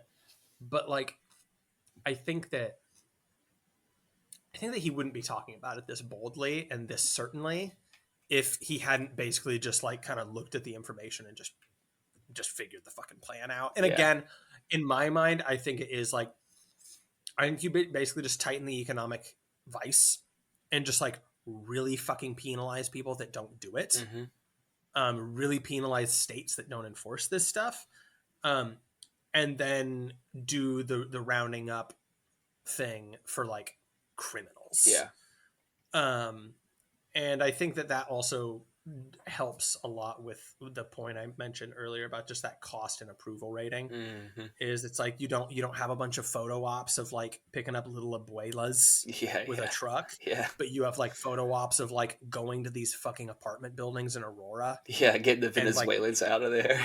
exactly Yeah. right. So God, yes. um yeah, I mean it's just it yeah, it kind of rocks, man. I It mean does we'll rock. see. I mean and again like I think an important thing is just paying attention to like which way the wind blows on this factional Hmm. conflict.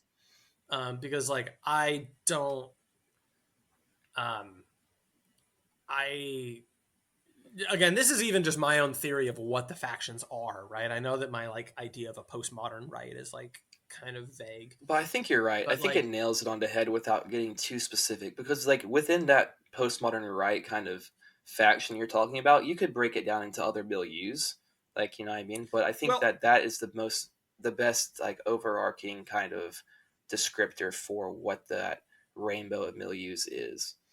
yeah, and I'll be honest, like I felt very vindicated on the election night because I was watching. I think I watched like fucking NBC or MSNBC coverage. It Mm. was quite good, uh, in the worst way possible, right? And Yeah. it was good the way a Yeah. fucking Big Mac is good, right? Yeah. And well, no, it was good the way that like The Room is good, but I'm watching it and I'm hearing them say like real. I'm hearing the word realignment a lot, Mm-hmm. right? Mm-hmm. And things like that. And it did just make me appreciate like the way that demographics shifted and just this kind of like momentum, at least within the campaign, towards a syncretism and towards like post-liberal thought, um, is, and honestly, emphasis on just those like shifts in ethnic groups voting habits. Dude, It blacks and like did kind of, Latinos that came out for Trump. it's true. It made me feel like we were kind of vindicated on like our just kind of like Fed post case Yes. for politics. And I'm just like looking at those stats and I'm looking at that map and I'm just like, this is just a picture of Nixon and a kufi, right? Yes. It's just that Yes. vision. It's just that vision of just like last New Deal president wearing a hat for black nationalists Mm-hmm. who himself was super racist. Yeah. And it's just that it's this idea of like all of us like being almost this kind of like united multiculturalism where we're all united in being racist. Yeah. You know It's what the I "I mean? got your back, brother" meme. You know, exactly, right? Um and yeah, I think that we were right. Mm-hmm. And I think that it felt like the payoff to a really it, especially because we kind of bumped over the 2020 election. Yeah. It felt like the resolution to like a really long story arc. Absolutely. I felt vindicated. That was, I would say that's the exact feeling that I felt while I was watching. I was watching the ABC because I was like trying to find. I watched or I listened to the Good Old Boys stream for a significant period of time, and like Glenn was on there, and Jeremy Lafredo was on there, and some other people were on there, and it was pretty nice stream. But I was looking for something Wait, that had, was this on the election? yes, the election night. Dude, as a quick side note, you're gonna be pissed at me. We got invited onto that, and I just forgot to check my Oh, messages. man, I was I know. watching I'm from sorry. afar. I know. We literally could have been on it. I'm sorry about It's all that. I right. literally the next day I like checked my DMs from Marek, and I was like, oh shit. But uh, uh, me and him talked about potentially recording an episode. So, Nice. Okay, yeah, I've been um, emailing back and forth with them a little bit too. That's a little bit perfect. behind the scenes and inside baseball. But I was watching the ABC because I was looking for like one with a graphic because I turned on the Tucker Carlson from Mar-a-Lago and it's just like him like drinking scotch with like a Dana White in like a wood paneled room, and I'm like, okay, I want to know what's happening, and so I turned on also the PBD Patrick Bet David or whatever the fuck because Dude, Patrick Bet David is like Jesse Lee Peterson if he went to community college.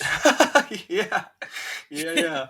It's such a strange vibe on there. I tuned in because He's like I kind of dig I like totally don't hold his politics, but I kind of dig his vibe a little bit. He's like insane. He yeah. like has a crazy person vibe. Yeah, absolutely. And but I like it because it's like it's reflective of like the schizophrenic nature of just like the policy, like the economic reality that we live in, and political and cultural reality. Like it's when I watched it, I turned it on because I'm like, Dave Smith is on there. It was a big thing. He's gonna like be on this stream. It's gonna be a big thing for him. And I was like, nice, this will be cool. He didn't really get in a word at all. But the time I turned it on, he had Candace Owen on there, or Owens, and two like high ranking ex mobsters at the same time, and Dave Smith just sitting there looking at his feet like, what the fuck am I involved with right now? But I turned that on, I'm like, I'm getting no results about the actual election coming in, so I'm like, what the fuck? I just turned on mainstream media. I was like, that's the thing too, is I would, and this is kind of a side point, but it's like everyone's looking to new media right now, and I think that that's a good thing, obviously. But why did none of these new media options give me their actual results coming in? Like they made me turn to ABC in order to see what's happening. Like none of the places had. I mean, they all, Good Old Boy stream was offering a really good commentary, and like they were going off and they were reading out results as they were coming in. But like, I wanted to have like a board where I could see, the states coming in, the counties. We can get more specific. And so I was watching ABC, and just seeing the vibe shift that occurred was just like it was Oh, it's like liberating. it's great, dude. Yeah. I just sent a post in the chat.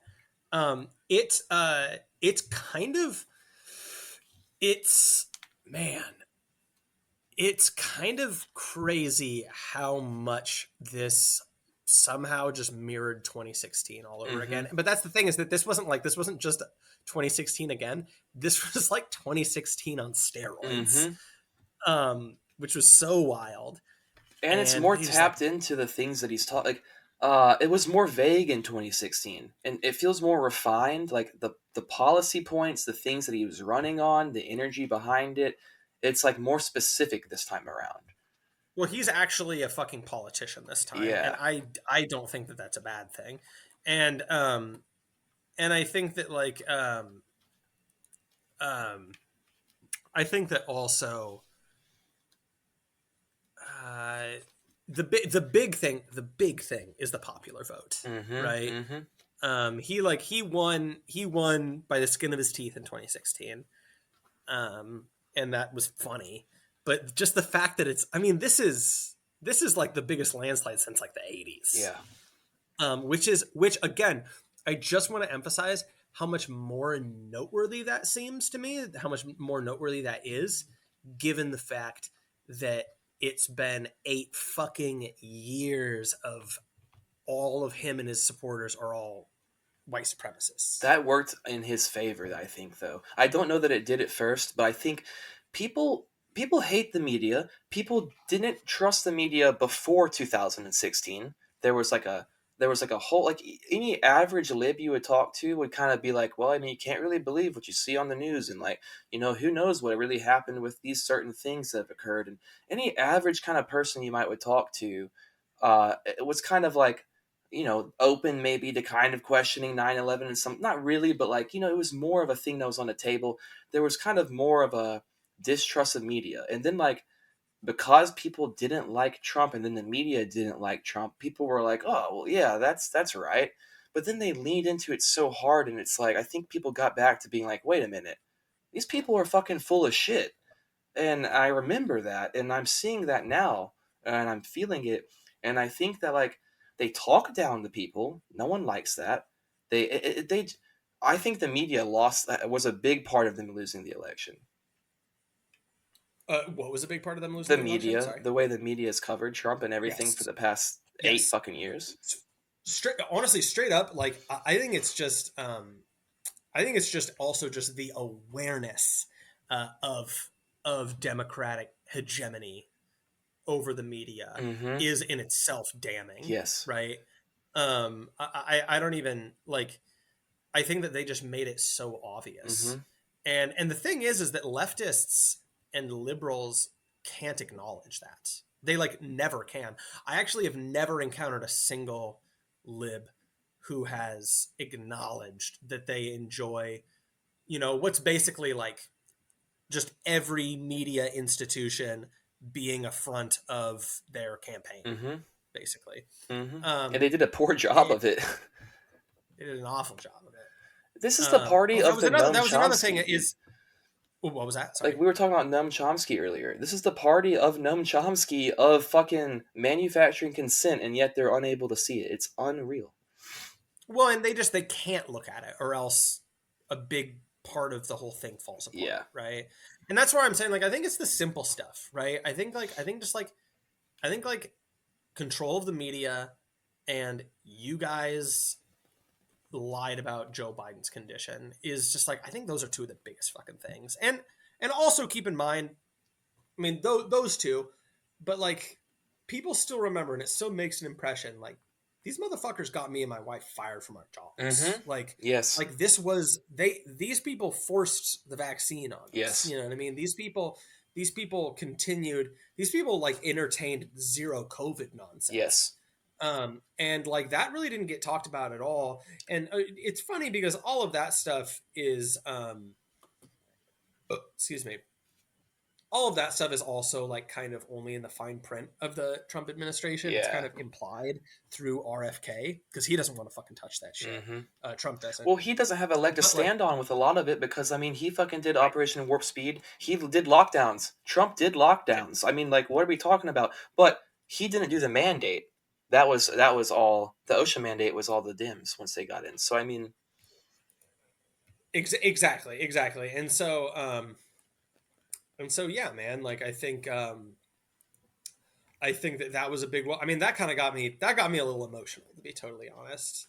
Just this, like, just bringing me back to what all these people fucking did to me. And even just the chilling effect, like, oh my gosh, I can't go to a restaurant, I can't go to a movie theater. Okay, like, there's the principle of that, and the principle is totally unacceptable. yeah. But also, like, there is just kind of like, all right, well, I'm going to save money, right? I'm not crying over this necessarily. But now you can't make money. Like, right, well, right, but the big one of the big things with that, and this was the biggest part about the whole thing in a lot of ways for me, outside of the employment thing, was like, what if my normie friend comes over and does want to go to this restaurant, or does want to go see that movie, right? And now I'm afraid to like pick up the phone and hit that person up. You know what I mean? Now I'm afraid of getting COVID because if I get like really sick, I'm gonna be like fucking totally humiliated in front of a bunch of people. Yep. Right? Shit like that. And basically the psychological warfare of it. And with that stuff, it's like just in the same way that like all of these crocodile tears about like, oh my gosh, we have to protect democracy, are totally invalidated just by what they did with Biden.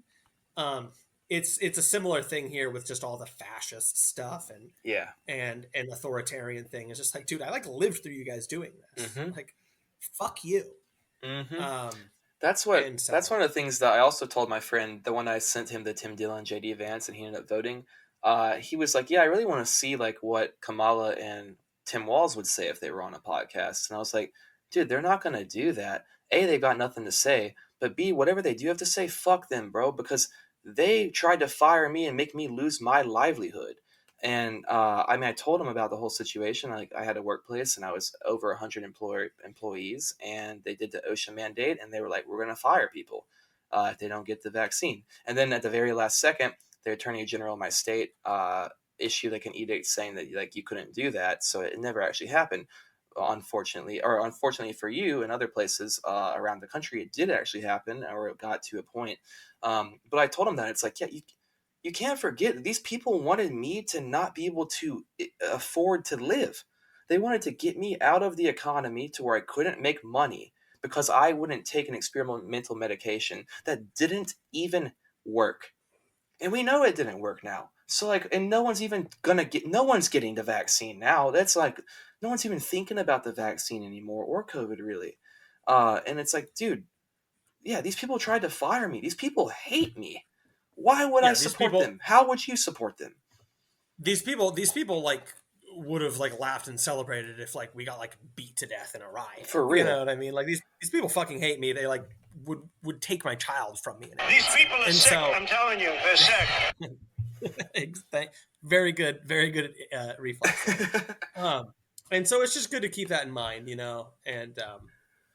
it really, man, it's just felt good. It's felt good. This like this turning point, and just the consensus and the mandate. And it feels a little bit goofy still for me. Like when me and my wife are talking, we'll be like, "Oh, make America great again," and it still feels kind of goofy a little bit. But and I'm, I've like resigned myself to be whatever, a fucking crypto communist saboteur within the right. If people think that, but like, man, like anything but them, and it definitely was anything but them, and it was so vindicating. Yeah. Just that it was such a fucking landslide, you know, because it still would have felt, it still wouldn't have been, it would have been cool, but it wouldn't have been quite so comforting in a way. I don't necessarily mean to like make it too psychological or whatever, It but is like it's kind of psychological. comforting. I mean, we've been under It is like psychological torture for fucking years, dude. So it's nice to have a win for once. true. It well exactly, and it just felt good to just be like, no, like, you know, people fucking hate them. They're Mm-hmm. fucking hateable. They're like worthy of hate. Mm-hmm. And Um, they don't have the mandate anymore. They no longer have the mandate of public approval. They don't have the popular vote. They can't do that whole thing where it's like, yeah, well, the electoral college is a broken system, and the popular vote's really because that's a big lib thing, right? Because the libs always assume they're going to win the popular vote, so they're like, we should make it so it's just the popular vote. Well, guess what? You would have lost this time too.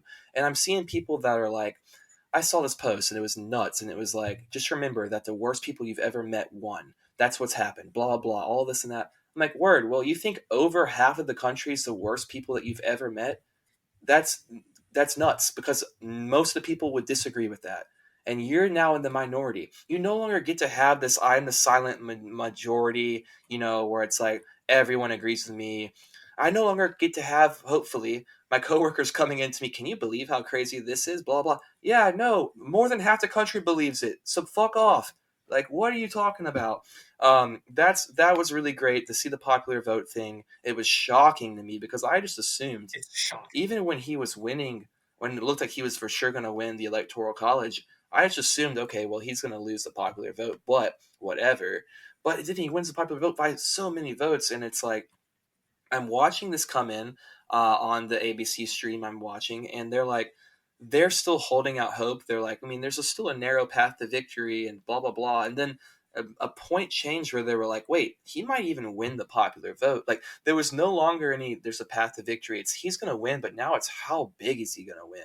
And they were talking to people, and they had these analysts that were like Democratic pollsters or whatever, and I said this a little bit on the bonus that I put out on the Patreon after the election, but there was this one specific lady, and she was like on the ground doing exit polls, and she was talking about how time after time after time, everyone she spoke to, they told her their main motivating thing they voted for was the economy. And she was like, there was like a confusion amongst all of them up there. They were like, yeah, it seemed like these women's rights or like the gender issues and stuff like this just wasn't enough to motivate people when you have something like the economy hitting their pockets every day.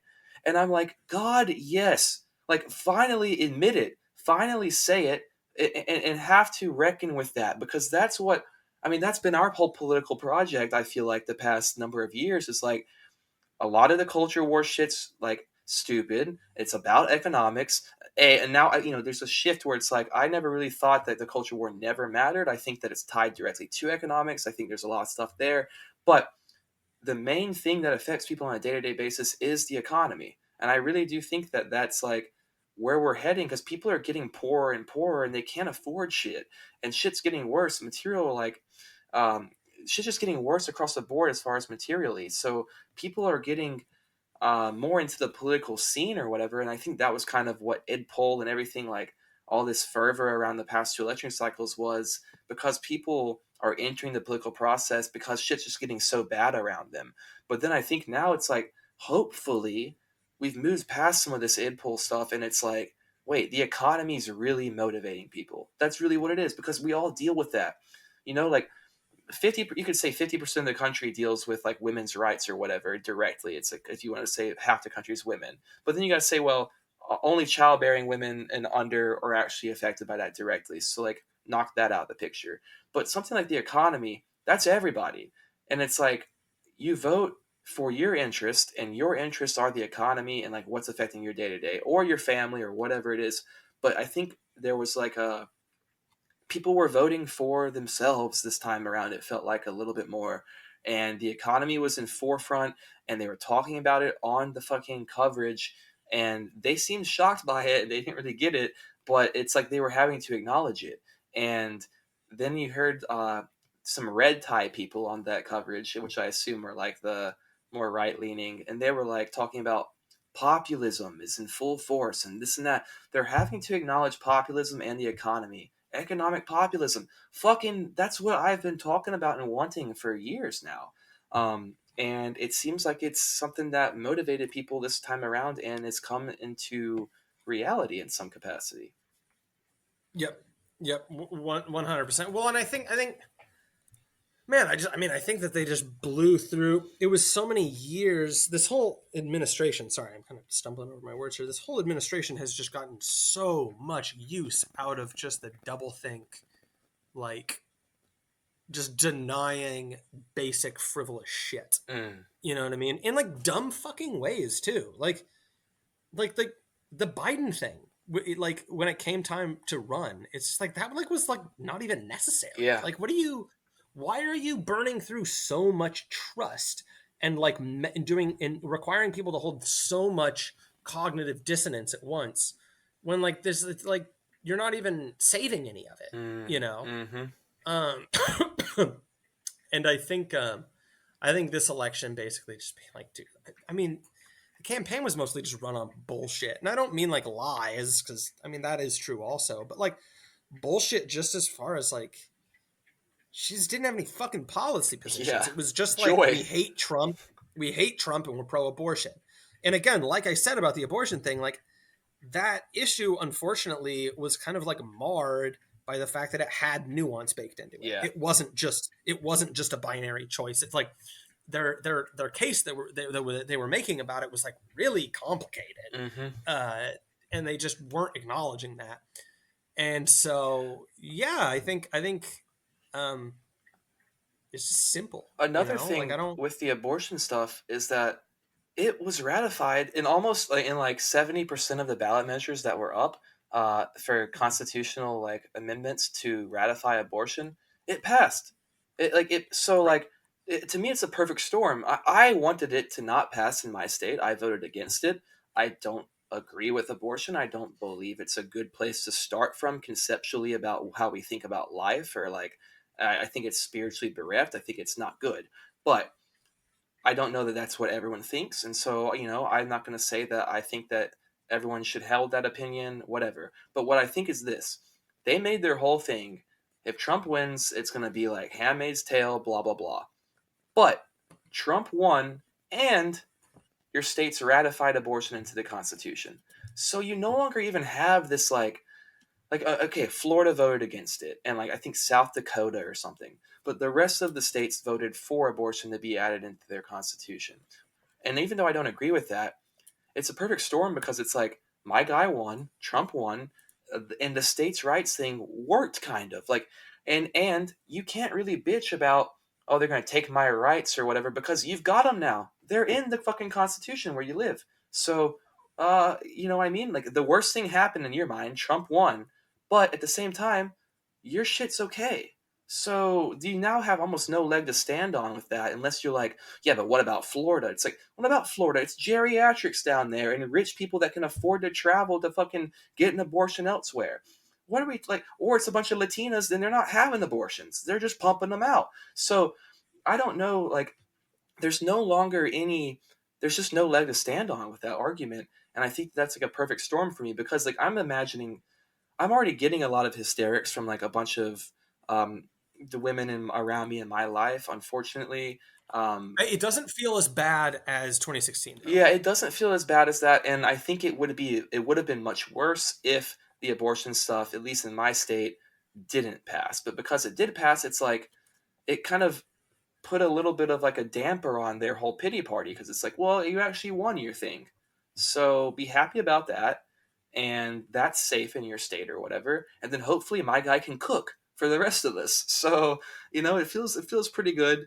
I'm happy about the results, man. I feel like we're back, and I feel like it's like I'm hoping that he really lets RFK get in there and lets him do what he wants to do.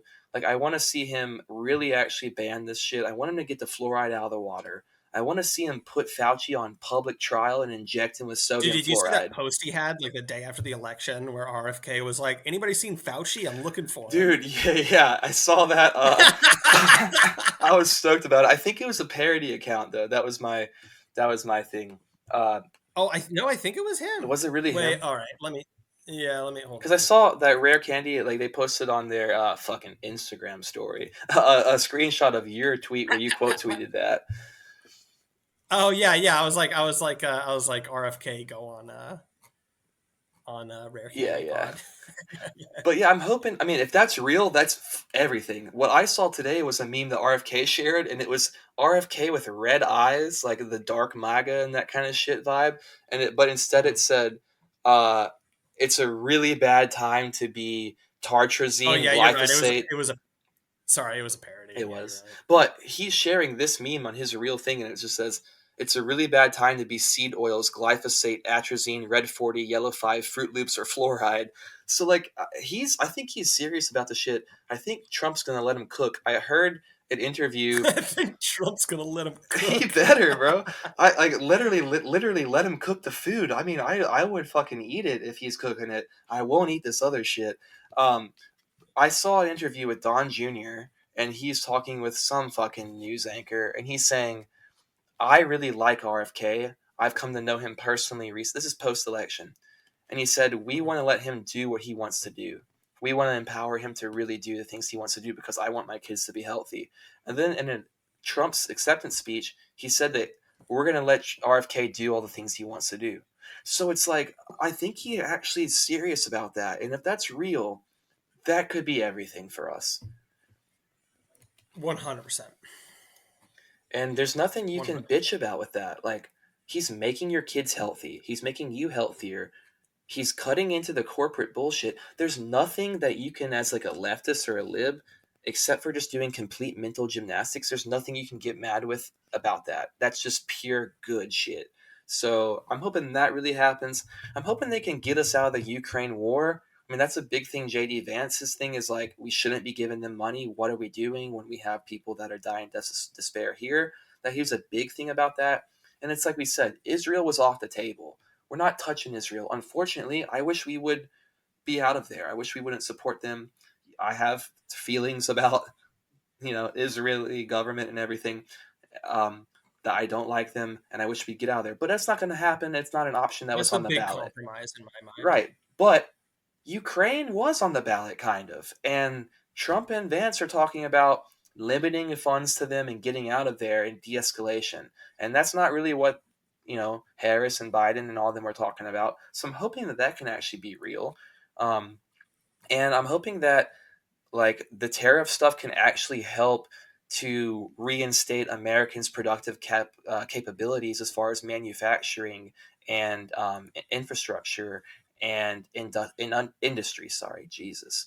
Um, I think that that's actually real. I think that's something that we could do. I think that that's a positive that's going to come out of it.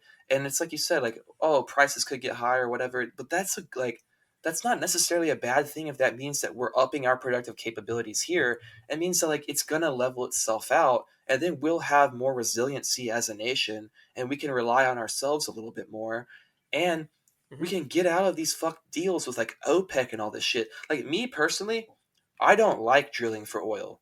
Like I think it's dirty. I think it's not good for the environment. I don't necessarily agree with climate change all the way about a bunch of this stuff, but I'm still like a environmentalist at heart. Like that's why I like RFK, and I think that he has like a more level-headed approach. He's not super caught up on the climate change. He's more so invested in like the on the ground stuff. But I personally don't love, drill baby drill. But drill is it's happening already. We are dependent upon oil and gasoline. And right now we're totally fucking beholden to and cucked by OPEC and all these Arabs. So and other people and like I guess Russia or whoever wherever else. And so it's like if there's still going to be fucking drilling going on, which there obviously is because we drive cars everywhere and everything else, then why the fuck are we letting them dictate what we do? I mean, like, I would rather drill here and have some level of energy resilience and rely upon ourselves, and we're more stable in that capacity than just being constantly cut to these other people, because either way the drilling's fucking happening, and I wish they would do less of it. And maybe if it was here we would try to do less of it because it's like, oh, it is kind of We're ugly. seeing the Right, costs. yeah, more directly. So I think that like I think it's a win-win across the board with all that stuff.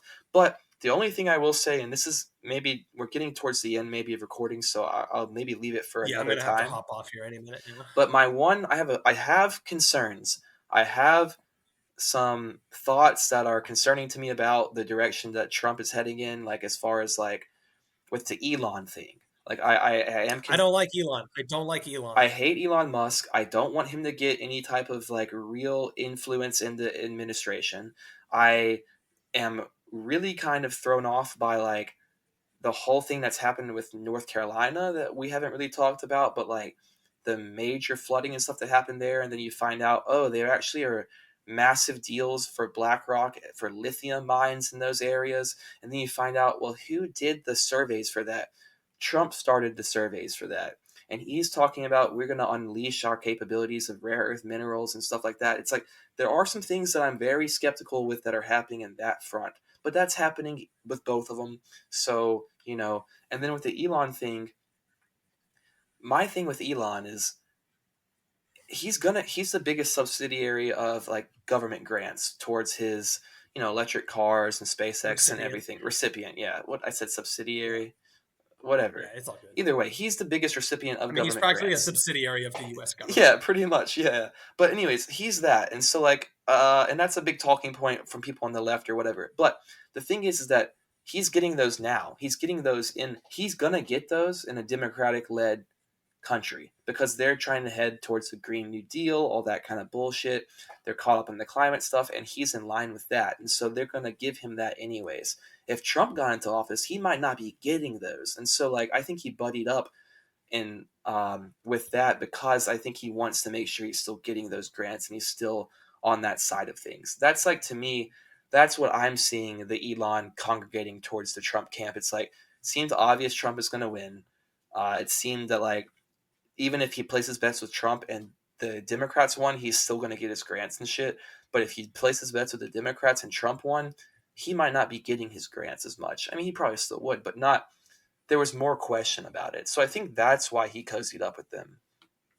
Yeah, I mean, he represents the Silicon Valley PayPal mafia faction of the right is one that I don't like. No, I like that. I like them even less than. I like them significantly less than Christian nationalists. Well, yeah, but at the very least, like, but the issue with Christian nationalists is just that they scare the host so much. I don't think they're viable. Yeah.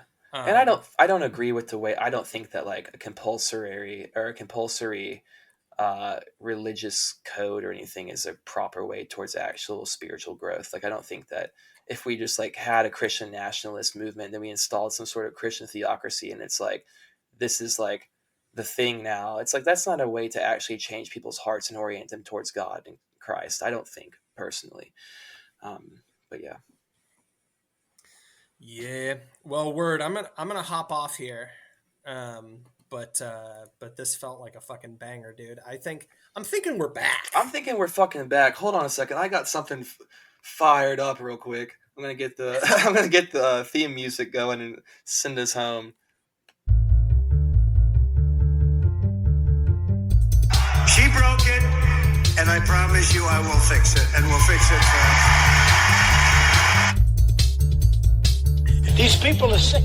This is obviously a very, very sick individual. These people are the sickest of them all. These people are so sick. bad.